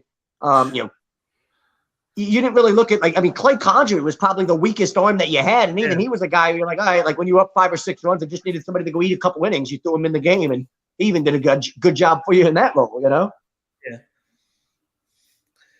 Hell, Tom Gordon got hurt that year and fucked this shit up. And we still didn't miss a beat. We're like, that's fine. We got arms. We'll find a way to plug somebody in there and be okay. He didn't even play at all, I believe. Pretty much he didn't play at all. Yeah, he didn't play at all. I think he played like the first 20 games. I think that's what it was. Yeah, he was banged up early on in spring training in the first month or so, but yeah, it just shows like you have to be able to do a little bit of both. You have to be able to spend on free agents, and you have to be able to draft homegrown talent. And we can bring all the free agents we want in, but if we can't draft, it's going to hinder the team and cause us to have to keep spending money all the time just to keep the team competitive, especially in the city that we're in where we expect a competitive team year in and year out. And Frank, you look like you're in agony over there. Oh no! I'm just working on some things. What? And as we talk now, the Sixers are up 101-85, and 101-85. And Embiid has a triple double. 38, 14, and 10. You just love to see it. So much for that bit. So, and then Maxey is 16 points. So it's like, so it looks like they're going to win with 2 minutes left. That's what it says. So they're going to get another win. So we're going to the game, Harden's debut with a decent winning streak. Tuesday. Yeah, Tuesday. Tuesday. Circle it on your calendars. Exactly, against the Boston Celtics. And then Walk Group Food Heart Room says Kings win again. See, I told you. And they did win. They didn't tell us shit. We told you. Don't come on our show and tell us nothing. We're gonna tell you. Who you guys like in the Super Bowl tomorrow? I like Frank. Cincinnati. I know you. You're on the Joe Burrow bandwagon. I know you. You're riding the Bengals bandwagon all the way. Aren't winning you? This one. You got the Rams winning. I got the Rams winning. I wouldn't be surprised. I'm saying Cincinnati just because I think they got a lot of weapons. And then no one talks about that defense, but that defense has played pretty well defending teams. Look at what they did against the Chiefs. 3 points in the second half against the Chiefs in Arrowhead, which is one of the toughest places to play. Yeah.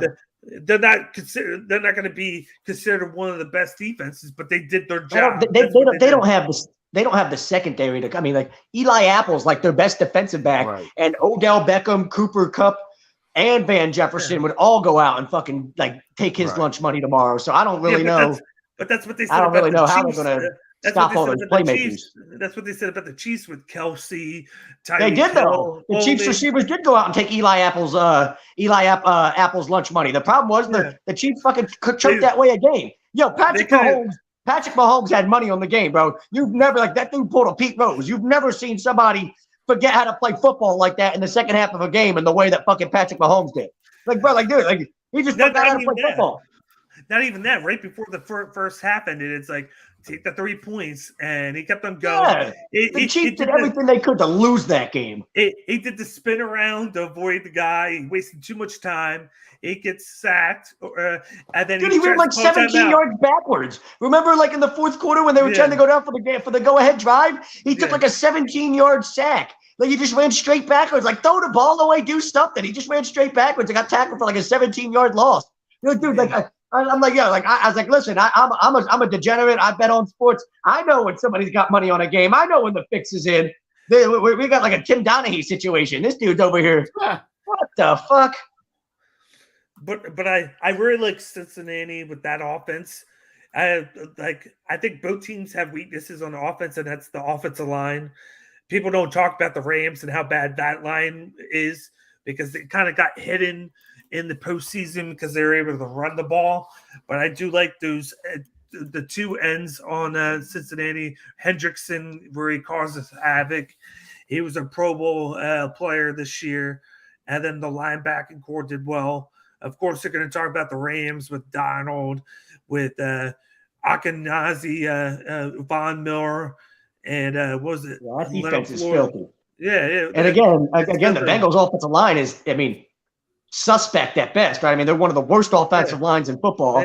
Going against, not arguably, you're going against the best defensive front in all of football with Donald and Von Miller and just everybody else. They're going to come in, pin their ears back, and be trying to get after Burrow every chance they get. And they're probably going to have a lot of success doing it. The thing is, as we've seen from Burrow, he's just got that, that it factor about him where you feel like Cincinnati's going to be in the game at the end. Like one way or another, they're going to find a way to be in the game. Yeah, but you got a top 10 receiver in Chase. You got probably a receiver. That'll be a fun matchup. Watching Jalen Ramsey follow Jamar Chase all around the field. Ooh, is that not going to be fun? That is, but then the crazy thing is you got that leaves T. Higgins open. T. Higgins is a guy that dominated in that game against the Chiefs. They kept on putting a guy over top of Chase. They left the middle of the field wide open for T. Higgins. And T. Higgins is a guy that he had 1,000 yards, 6 touchdowns, or whatever it was. He just got overshadowed by the amazing season that Chase had with Burrows. But then you also have the running game. You got Joe Mixon, who was a top 3 running back this year. They can go to him. I could see a situation where they try to get him going early to kind of like to outplay the pass rush. You see the pass rush coming out, and then they just run the ball up the middle and try to get a little bit of yards there. It's just it might be hard with Aaron Donald there, but anything to kind of open up the middle of the field for T. Higgins to catch the ball. But I think Cincinnati has to get up early. Like certain teams, you just have to get up on early because the Rams play great when they're ahead. But there's always a situation where the Rams, they always play great in the first half, but then they fall off in the second half. And it's Cincinnati needs to play good all game and to capitalize on those moments when the Rams fall off a little bit. It's going to be a great game though. I was looking forward to this more than I was probably the Chiefs and the Rams, because I thought if it was the Chiefs and Rams, we knew that the Chiefs had a bad defense. At least the Bengals have a decent defense. I'll tell you what, certain guys, and when you watch them, and like they embrace certain moments, right? Like certain guys are just like, like they like certain moments, certain stages, the bright lights sort of thing, and they like that. They like that opportunity to kind of go out and build that the legend, right? And Joe Burrow is kind of that guy where it's like, hey, let the legend grow. Like he's already got a legend that's growing in a hurry from what he did at LSU, and then all the turning around Cincinnati and all the success they're having early in his career. The first guy to ever be a number 1 overall pick, and then go to the Super Bowl, that quick in his career, 2 years, right? I mean, it's kind of rock star type stuff. And when you look at him, he just seems like he's just like, like I was born for this. Like, what you mean? Like I'm not fazed by any of this. Like, it really is like he's got the ability to kind of go out there and when you play for Cincinnati, I mean, how many opportunities are you going to have to go out and make build like GOAT status, build a legendary type, like name or reputation for yourself. And it's like he's got one of those, I don't know if you want to call it Joe Namath type moments where it's not, Namath was obviously a huge underdog. They were like 11-point underdogs to Johnny Unitas and the Colts. It's only a 4-point line tomorrow. The Bengals are 4-point underdogs, so Vegas seems to think it's going to be close. But yeah, I mean, it just seems like everybody looks at it and goes, the Bengals are the feel-good story, right? There's a lot of people that want to see the Bengals win, but I think most people feel as if the Rams are the better team and are the team that should win this game. And then it's just, I like to root for the underdog, so I'm rooting for Cincinnati. But yeah, I mean, Namath was on. They had Namath on one of the radio stations earlier talking about it. Dude has a chance to become a legend this early in his career. That's hard to do. And he's doing it off of an ACL injury. Coming off an ACL injury. And it's not just the way he plays football. Listen, just like with Joe Namath, the look and all that is part of it. We saw how he was dressed as he walked into the AFC Championship game with the sunglasses and the jackets. And I'm expecting him to show up in like a fur coat, like he is Joe. And he's going to have a fur coat and like 2 out supermodels on his fucking shoulder. Like, it's going to be that type of thing. He can pull it off. Like some guys, they look like they're trying too hard when they do it. He's just got that type of Joe Cool, to him. We use in Montana, Namath, right? We used to use the Joe Cool nickname. He is Joe Cool. He's this generation's Joe Cool. He's got that type of swagger to him. And he seems to love it. It's almost like he gets a kick out of people who are like, this guy's so cool. Look at his attitude. Look at his swagger. And he just kind of sits there and smiles and like, I'm that guy. I'm a cool cat. Yeah, exactly. But he's coming in. It's crazy that he had the ACL injury, but everybody was talking about Dak Prescott. This guy, it wasn't his worst, but he still had an ACL injury. It came in. ACL injuries, they don't scare me no more. Like you can come back and like this isn't the 1990s. You ain't worried about shit. Like he knew he was gonna be fine. Yeah, he came in ready to go in training camp, but that was big that he was able to be in training camp and practice and get that leg ready, and then boom, came in, and then they came in right away.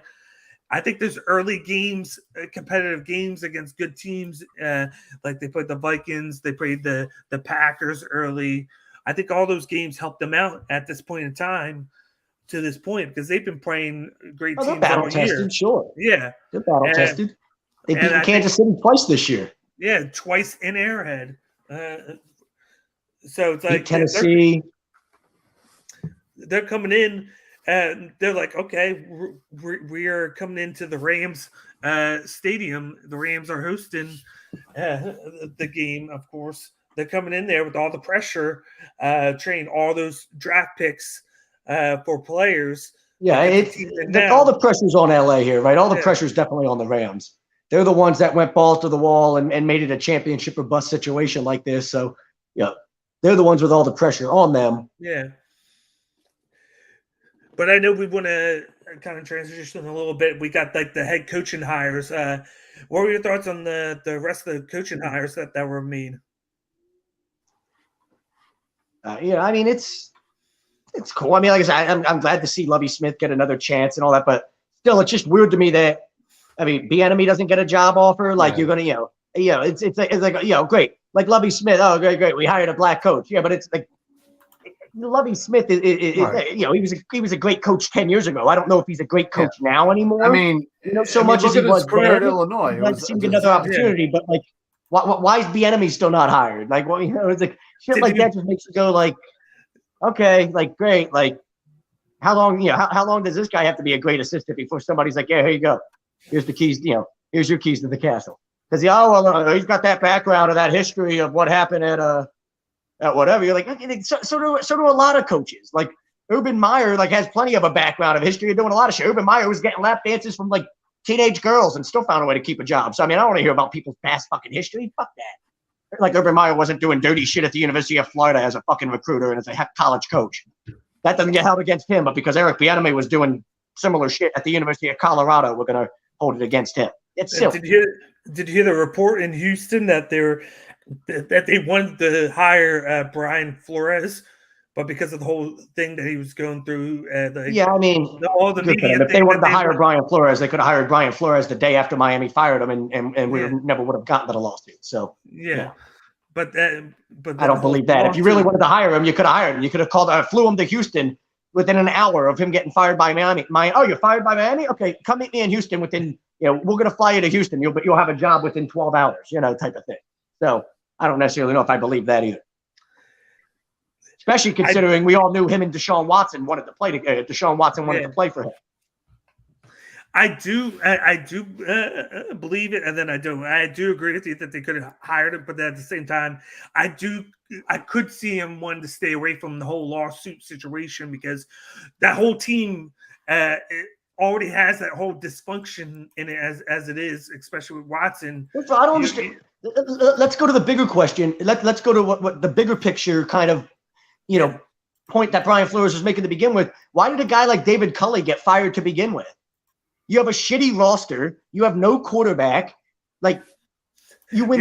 You're not going to be any good. You paid him a lot of money, and then you basically let him have it. Oh fuck you!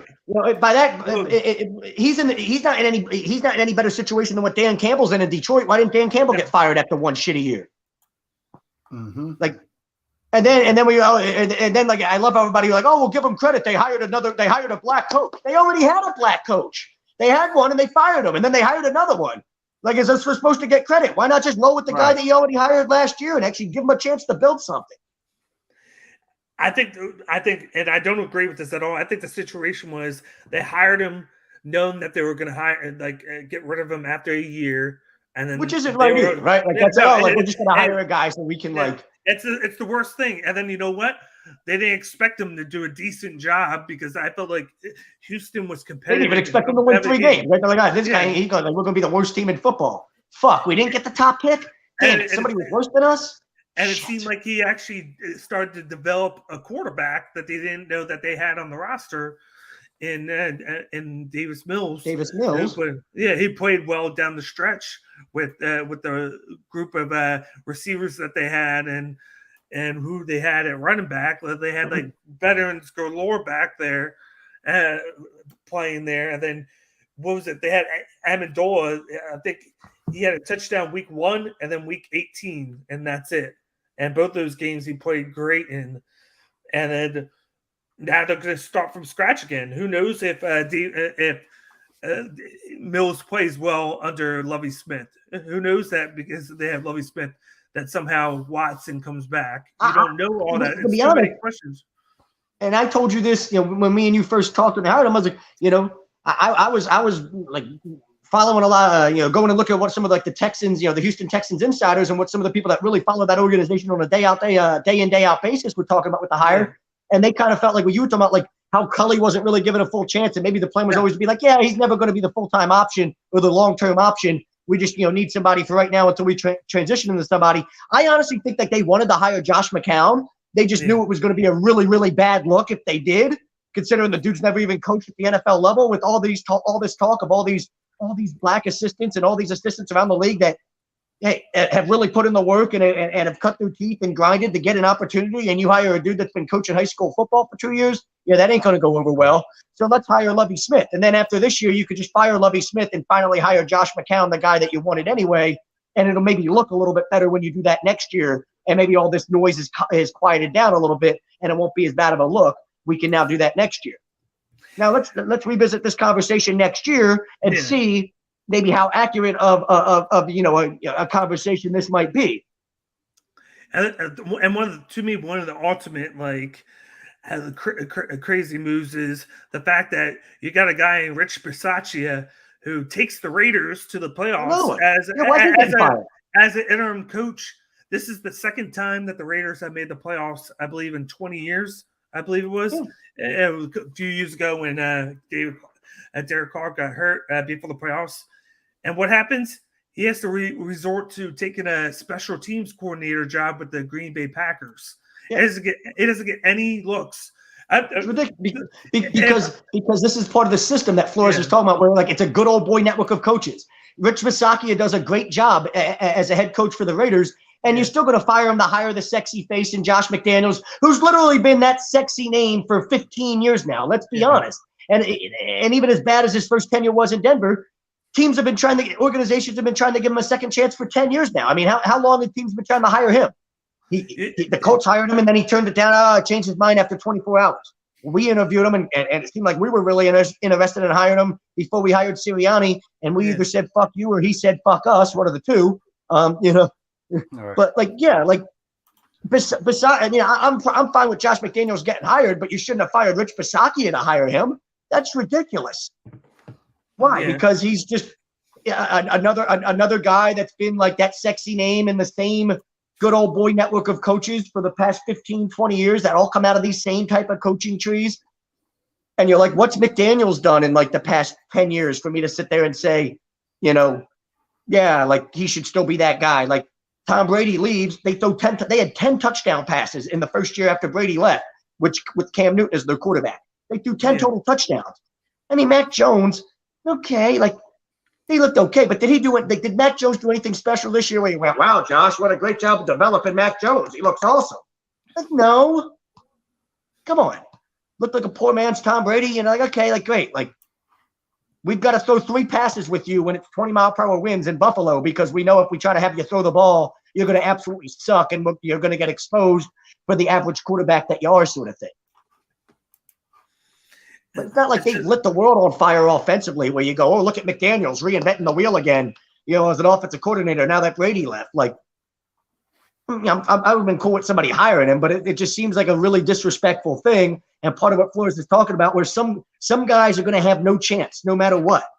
No matter how good of a job Rich Bisaccia did with the Raiders, he was never, ever, ever going to have any chance to get a head coaching job, because special team coordinators, they don't get head coaching jobs. When was the last time you watched a special teams coordinator get hired maybe once a decade? Joe Judge got hired from New England as a special teams guy, and it was fucking awful. And then they use it as an example for why a guy like Bisaccia can't get a legit opportunity. Oh, well, special teams guys don't have a track record as being good head coaches. Okay, great. This dude took over what was a shithole, just absolute mess of a situation after Gruden got fired, and really stabilized it. And you lead a team to the playoffs. Hell, if that can't earn you the full-time keys to the castle, hey, here's a 3-year extension. We're giving you the keys to the castle because you've earned it based off this year alone. And if the next couple years aren't any good, okay, then they're not any good, and we fire you and we move on. But you at least earned it. Yeah. How much of a disrespectful slap in the face is it to Bisaccia? How do you feel personally if they just fired you and kicked you to the curb like you're just fucking garbage, and bring in a guy like McDaniels? You're like, wow, I kind of feel like calling up Brian Flores and be like, hey, man, I see what you mean now. Certain guys have no fucking chance, huh? It's a system thing. It's a bigger picture thing. And it's more than just black and white. It's a bigger picture system thing. Yeah. They think that McDaniels is going to be a lot better for the offensive system, but then they better hope he's a lot better. Yeah. They better hope he wins them a Super Bowl, or they're going to look like big time assholes. If they go 8-8 and 9-7 again next year, they have the same record, and they're sneaking into the playoffs with a 10-7 record again. They're going to look like real fucking assholes, because you're like, hell, Rich Bisaccia could have did this. Yeah, he could have, because he had the biggest thing that a head coach should have. He had the trust in the players, and they played for him and wanted to win for him. That's how they got into the playoffs, was that, because they weren't doing great when John Gruden got kicked to the curb, and he was able to manage the ship, get the most out of the players, and make it to the playoffs. And they still only lost by a touchdown to the Bengals in Cincinnati in a game that both teams didn't play well in. And it's you want to add to that. You don't want to, let's get rid of this guy and bring in McDaniels, because you change coaches, that changes a lot with the team. Like it could work out, but then there's a chance that it could just blow up in your face because now who says he's going to have every guys on the team wanting to play for him? He might change the team up to a point where they're not as good overall as a team. They might be great offensively, but then they might not be good defensively. I thought Bisaccia did very well managing every coach on the team, every player. Everybody knew what they needed to do, and their play at the end of the season showed it. And he deserved to keep that job.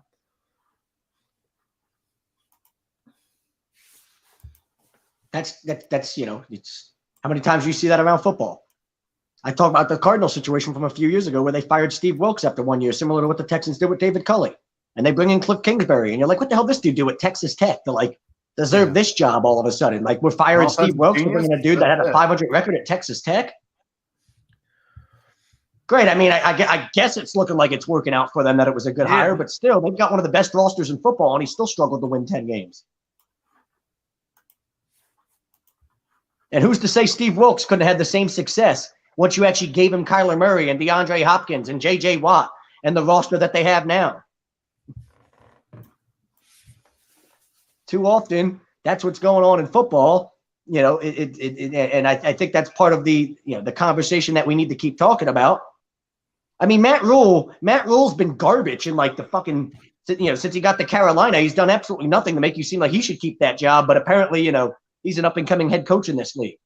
Right.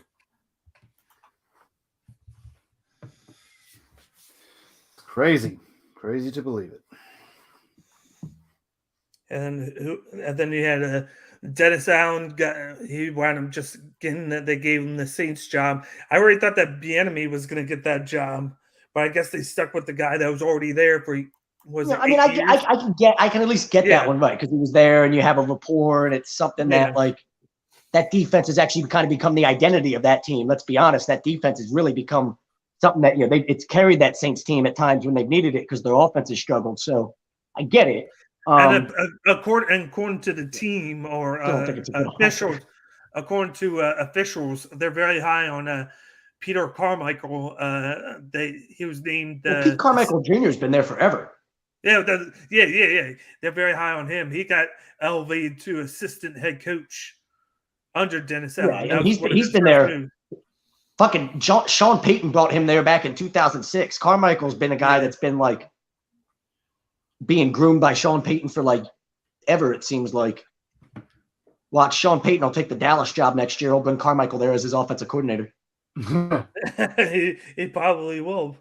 Yeah, I do see that. I see this year if somehow the Cowboys don't make the playoffs or something and Mike McCarthy's out, he's going to be the fall guy easily. And then you're going to see literally they're going to fire him and then 5 minutes later, hired as the head coach. You know who how it is. How fun was it to see Jerry Jones come out and talk about, Mike McCarthy and Kellen Moore and Gus Bradley. I've got all these guys, or not Gus, Dan Quinn, excuse me. Dan Quinn, I've got all these coaches on my staff. They all want to be head coaches. And I like that because, now, he's pretty much telling Mike McCarthy, like, either like you have success or I've got 2 dudes I can fire you for sort of thing. But like, who the fuck like says that and creates that sort of mess within their own organization? Like, this is your football team. Why would you come out and say that and create this type of chaos? Do you just enjoy that type of shit? Like, it's so weird that he would come out and say that and be like, oh, well, like, the reason I'm excited that Kellen Moore and Dan Quinn are back is because they both want to be head coaches too. So now I've got 3 guys that are, all want to be head coaches. And it's like, hey, prove to me which one of you deserves it the most sort of thing. And watch, they're all going to get that's not going to create tension within that building. And they're all probably going to get poached by the end of the year.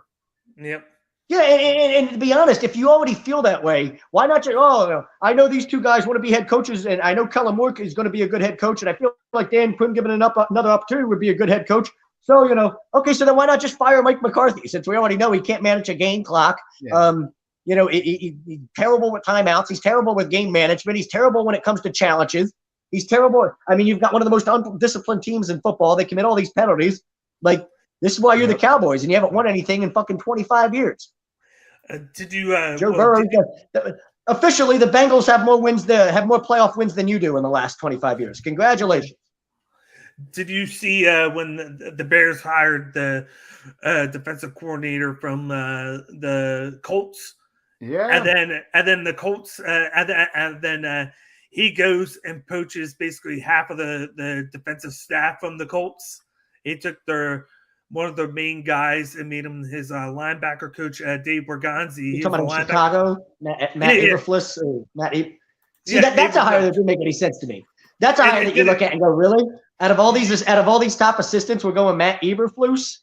And then why do you go defensive heavy when you already have that defense? Yeah. I thought they would have went offensive heavy, maybe. Yeah, you need to fix your offense. That's what you need to fucking fix. Yep. And it looks like they're just trying to keep the defense afloat. You bring in him, he's a defensive coordinator. They bring in Dave Borgonzi, the guy that developed Darius Leonard and all those linebackers in Indy. And then he brings in 2 more pieces from the Colts. And then he brings in like a no-name offensive coordinator that I don't remember seeing. So it's like the one good thing is that was one of those hires that I looked at and went like, yeah, like you're not convincing me that's a better hire than Eric Bieniemy or Byron Leftwich or like come on now, like stop with this nonsense. The only good thing that he did that Matt Nagy did do was he came in right away the first day and he contacted Justin Fields and was like, hey, let's see what we need to do with you. Let's develop a good game plan on offense for you. He's at least trying to use them, whereas Matt Nagy didn't. He didn't care about it. It's like, but I don't know. It's a questionable move. I thought all along that's where Brian Flores was going to go, and then if you're going to hire a defensive coach, I mean, good Lord, wouldn't that be the guy? I mean, again, like. And that's probably, I mean, if you're looking at Flores, he's probably thinking that too. Like, Jesus Christ, like I couldn't even get an interview in Chicago. They fucking hired Eberflus before, like, before like that hire happened. And you're like, wait, like they just hired a guy? Like, wait, I didn't hear nothing about anybody that they were interviewing. Like, did anybody hear they bringing in this guy to interview or that guy? I didn't hear nothing. And next thing you know, that guy's hired from Indianapolis. And then the move that came out from left field, I didn't hate the move. I just didn't see it coming. Was Kevin O'Connell to the Vikings. But that's because if you end up like if you just like breathe on like Sean McVay, like you find like a head coaching job in this league. Like it's amazing how that works. Just like at the Super Bowl, Sean McVay, and then the coach on the other side was his coordinator, Taylor. Quick, Sean McVay breathed on him. Hire him. Exactly. He caught the genius. First, they offered the job to D'Amico Ryans. He decides to stay in San Fran as the coordinator. Then if you're D'Amico Ryans, I mean, again, like what? I'm not taking a job where Kirk Cousins is either going to be forced to be my quarterback or I don't have one. Like that's really what the situation you're in Minnesota. Either like you take that job and you accept that you're moving on with Kirk. All right, Kirk will be our quarterback going forward, or you're like, fuck it, we've got to start over and find a new quarterback. That don't look like Is that roster really that good of a roster where you look at it and go, if I don't have a quarterback, this is a good head coaching gig? Probably not. Hell, they won like 8 games with Kirk Cousins, for God's sakes. Like you're not are you really going to improve on Kirk Cousins in one offseason? Do you have any better options out there right now? You go and have at the very least you're making a lateral move probably, right? You go and have that talent. Like you for all we talk about how we got beat out the Justin Jefferson thing, which we did. Like they were able to get that player, and he's a top 5 wide receiver. But how is it that they get Justin Jefferson, we get Rager, who does shit, and then somehow we still find a way to make the playoffs, and then they can't? Like they clearly have the better talent. Roster. You got that. They got Dalvin Cook when he's healthy. Because he seems to always miss 4 or 5 games a year. Even Alexander Matheson is a good running back. That defense isn't good, though. They find themselves in a lot of slugfest and a lot of high-scoring games. It's an aging defense, and then one move, the moves that they made that killed that team was letting both secondary players go, and then half of them wind up going to the Bengals. And on the Bengals now, they let that secondary go, the 2 starters, and it relied on them relying on was it Patrick Peterson, and then how was it? What was that guy? They bring him in, and then they cut him like 2 weeks before the end of the season. They cut him because he was just getting beat all the time. But that's a team that just gets beat long all the time. All you had to do is throw it over them. Yeah, it's like that. They have aging linebacker core. Their D line is good. It's just that the linebacker core is aging with Kendricks and Barr.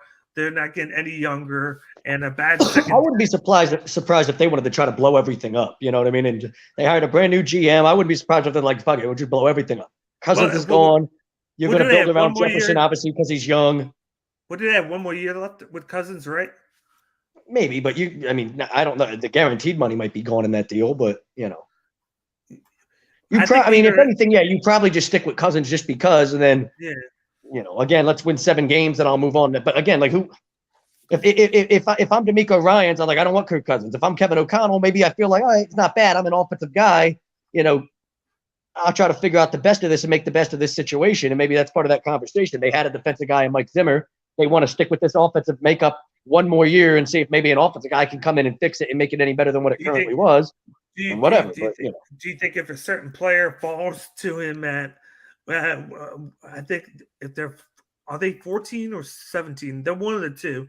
They're in an area where they could take a guy like a Kenny Pickett or something like that. They are. Do you think he goes, okay, I want this guy because I would if they like a quarterback, I wouldn't be surprised if they take one. I mean, Kirk Cousins isn't any good. So because I think they would either do that or they'd go with O-line because you want to try and that's the strength of that team is O-line, and they want to look to get it younger because they had the wide receivers, they had the running backs. Even if Cook goes out, Madison acts like a top 10 running back in those couple of games that he fills. They're just like you said, they're lacking that defense, and they're going to have to fill a lot of holes on that defense. But it could be a situation where, like I said, Kevin O'Connell might be like, I want my guy because I don't think that we're going to have Cousins after this year. He might bring in a guy to sit behind Cousins because I know they drafted that kid from Texas A&M, but that was with the former regime. That wasn't with Kevin O'Connell. That kid was awful. Who we talking about? I forget his name. He was a rookie this year. Monk or whatever his name. Jalen Mond. Yeah, he was so fucking terrible in college. I have no idea.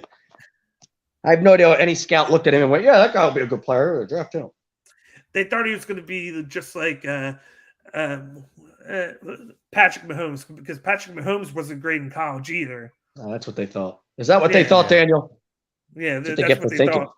I mean, with Patrick Mahomes, I thought he was like he had like the video game numbers, but it was like nobody knew how that would translate in league. I mean, going into that year, like I thought whoever was going to draft him, like you're probably going to get like a really talented quarterback, or you're just going to have a David Klingler situation. Yeah, because the offensive in Texas Tech, they're like their running gun style, throw it down the field, and it worked out in his favor. He went to the perfect scenario, sat behind Alex Smith for a year, and then had like one of the best O lines.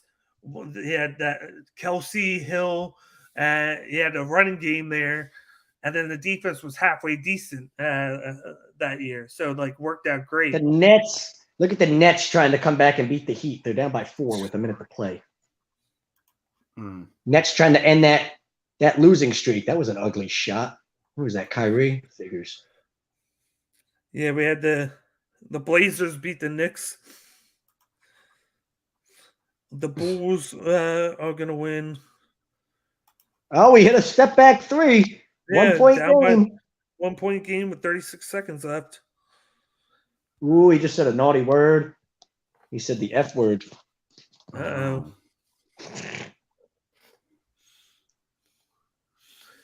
Oh, well, Andy Ritter and the Wrestling Boys are coming on, aren't they? They're not coming on tonight. Butters has got work. So unfortunately, they will not be on tonight. Interesting. Yes. So we've got one guy that's from South Park, and then Daniel. He's from King of the Hill. Daniel looks like a real life grown up Bobby Hill, doesn't he? I would say so. I'll take that as a compliment. Now, of all the hirings, who do you think was the best, and then who do you think was the worst? I already know who the worst is going to be. So, who's the best? I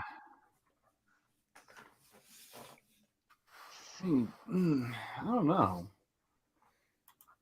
It's hard to say who the best hire is. I mean, you Right. kind of It's look at it still all. too early to There's a tell few that I with like, you know what I mean? But like, I there's mean, a few the one that I hate. like the most. I mean, I like the Doug Peterson hiring. See, I hate the Doug Peterson hire. Doug Peterson's garbage, and he's going to get exposed in Jacksonville. What about Doug Peterson's offense? And then on top of that, they had the audacity to let him hire Press Taylor as his offensive coordinator. Like, what about Doug Peterson's offense the final couple years here in Philly made you go, yeah, I want that. I want that to help develop Trevor Lawrence. Give me that. You see, I think right now, best hire wise, I think for me it's McDaniels in Miami. I think the offense. I think he's the most fun hire. At the very least, he's a dude that's going to have some fun and not be. He's not going to be a robot, and I like that in coaches. It came in right away. He was smart. He was like, "Up two is my guy." He was smart right off the bat and did that, and then he's already developing stuff with him. I thought the coordinators that he brought in were pretty decent, so I feel like he's going to be able to keep the team as what it was, and then maybe improve on offense. Add a little bit of what San Fran had. Like I said last week, he's the guy that developed the Swiss Army knife with Deebo Samuel. That was McDaniel's idea. Yeah, he's been an assistant for a long time. He's been an NFL assistant for 15 years. Like, you talk about guys that have like grinded their teeth and like, you know, have earned their stripes. He's one of those guys. I think the Brian Daboll hire is awful. I think everybody's way too in love with Brian Daboll. Every year there's that one assistant that gets hired that like everybody's way too in love with, and I think the Brian Daboll hire is awful. Like, if you go back and look at Brian Daboll's track record, like everywhere he's been, all of a sudden, oh well, look what he's done with Josh Allen. Maybe Josh Allen is just a pimp, and it took him that year or so in the NFL to adjust and be like, okay, now I know how to play at this level, and they're just giving Brian Daboll way too much credit because. Look at all the other offensive coaching jobs Brian Daboll's had in the history of his history as an offensive assistant in this league. He's never developed anybody, and all of a sudden now he gets all the credit for developing Josh Allen. All of it, like Josh Allen gets none of the credit. We're giving Brian Daboll all of it. I don't think he gets all the credit because if you look at who else that they had there, they had Ken Dorsey there. Daboll is now with the Giants. Ken Dorsey moves up the offensive coordinator. Did you see who Buffalo hired as the new quarterbacks coach?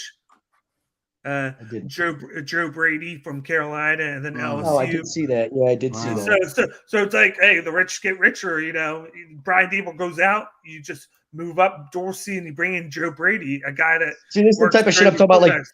Like in Carolina, they fired Joe Brady because, you know, I guess he couldn't make Sam Darnold not stink. I'm not real sure what was going on there. Oh, well, the offense was terrible. Well, you gave me Sam Darnold, asshole. What the hell did you think was going to happen? The dude sees ghosts on the field. But, you know, it wasn't Matt Rule's fault. You know, none of this was Matt Rule's fault. We're going to fire Joe Brady because Matt Rule's not a student or something. Now, when you look at Matt Rule, does he look like he should be coaching an NFL team, or does he just look like the prototypical college coach? Yeah. Looks like a college Matt coach. Rule looks like Greg Schiano. That's what you look like. You look like a guy that, great, I understand you could build a great college program. You have no business coaching at the NFL level as a head coach. I think that Carolina's good on the defensive side. The offensive side is the real question mark there. And then Matt Rule's an offensive guy, isn't he? Yeah, but Matt Rule was like a tight end. He was like a tight ends coach sort of guy.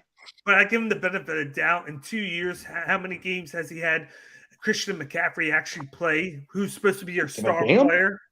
What, like Stinks. 5 games? Like 5-6 games in 2 years? And he's supposed to be your big paid running back.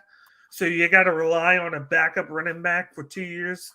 And then that has nothing to do with why you've got Sam Darnold playing quarterback. You signed off on that? Oh, the GM made a trade. We traded a 6th-round pick for him. I would have been like, can I get an actual quarterback?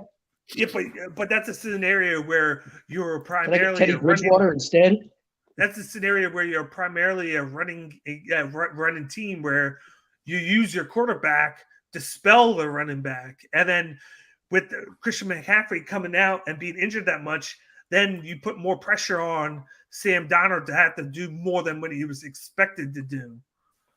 Because if it wasn't going to be him, it was going to be Teddy Bridgewater, which probably would have done just about the same as that. But then Teddy Bridgewater is like a 5-star restaurant compared to what Sam Darnold is. Sam Darnold's Mickey D's with some cheese on it. Yeah, Teddy Bridgewater's a 5-star like cuisine compared to that. But then they go on top of that and they bring back Cam Newton. Like, that's going to be any better. Again, you sign off on that. And then how about like the circus act? Like he turned the quarterback into like a juggling act. Like, you know what I mean? Like they benched Cam Newton, brought Sam Darnold back out. Darnold got booed. He then benched him, brought in the third string guy. You're like, this situation's a mess. Just pick a dude and stick with it, for God's sakes. The quarterback was scoring more touchdowns running the ball than he was passing.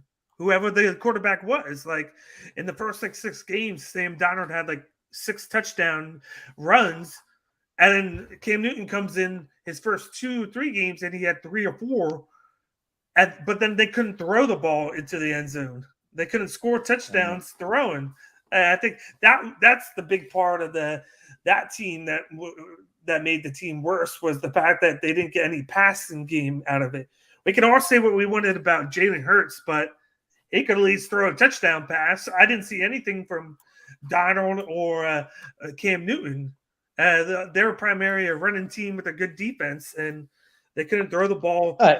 But let's be honest. If Christian McCaffrey going down makes you absolutely fucked, that's still on you for not having a backup plan of what we're going to do offensively if he gets hurt. Considering we already know he's got a track record of being hurt. So I've got a plan of attack. If he does get hurt, I know how I want my offense to now operate and how I want it to look and what I want the identity to be if Christian McCaffrey is not able to be the centerpiece of it. You shouldn't look lost. Like he got hurt your first year. I understand your first year, him getting hurt, and you being like, all right, I don't know what to do now. He was supposed to be a big part of my game plan.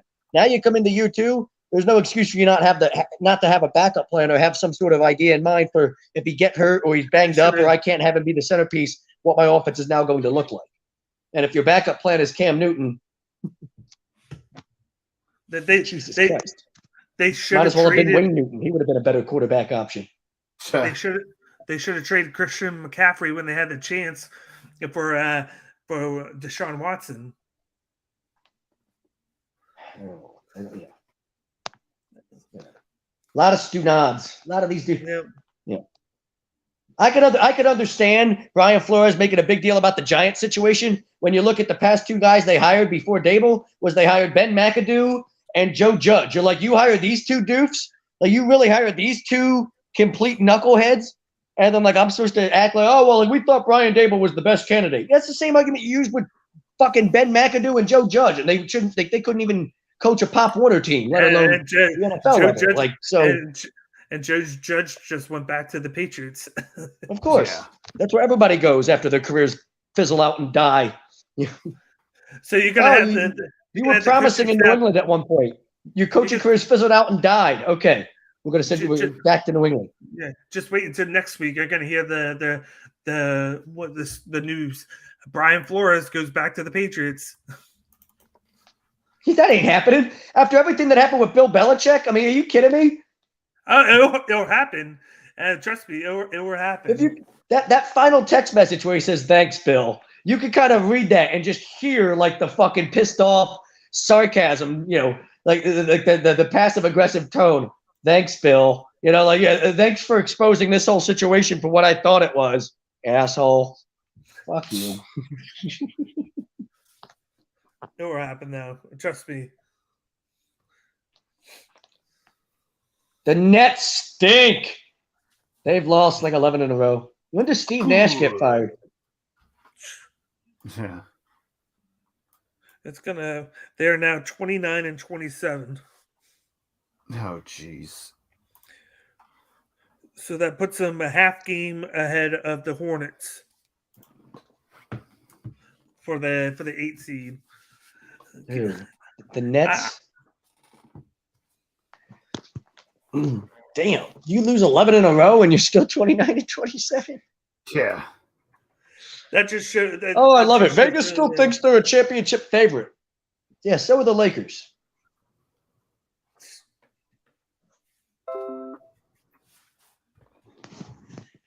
Hey, good Lord. Let me find something like fun to watch since we're about to be getting off the air here.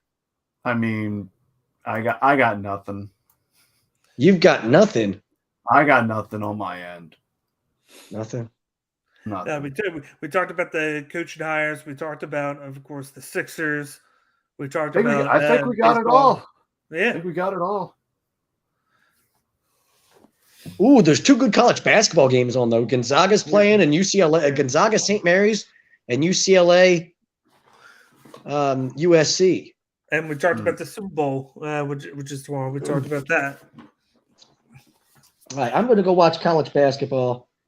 I don't care what you assholes do. I mean, we could just wrap it up from here and say our goodbyes and say our on to the next goodbyes. one. Say our goodbyes. We'll be back next week. We'll be able to talk about a little bit of how Harden's debut was. Get a chance to talk about his first couple games. Kind of do a little review of that. See how he works out with that. But right now, the Sixers are looking good without him in the short term. 2 straight wins, and Embiid carried him again tonight. But see, that's what I'm talking about. You don't need Embiid doing this. He doesn't need to have to. No. He doesn't need to have to. I shouldn't need Embiid to give me 40-point triple doubles for the first time since 1968 for me to go beat the Cavs by like 5 points. You know. Watch. Part of me feels like they're gonna sit him on Tuesday and then just play Harden. I have a weird feeling about. I have a weird feeling about that. That's what you should do, especially against some of the shitty teams. Yeah. Why is Embiid playing against the Magic? Fuck him. Or they use them against Boston and then sit Embiid the next game after that.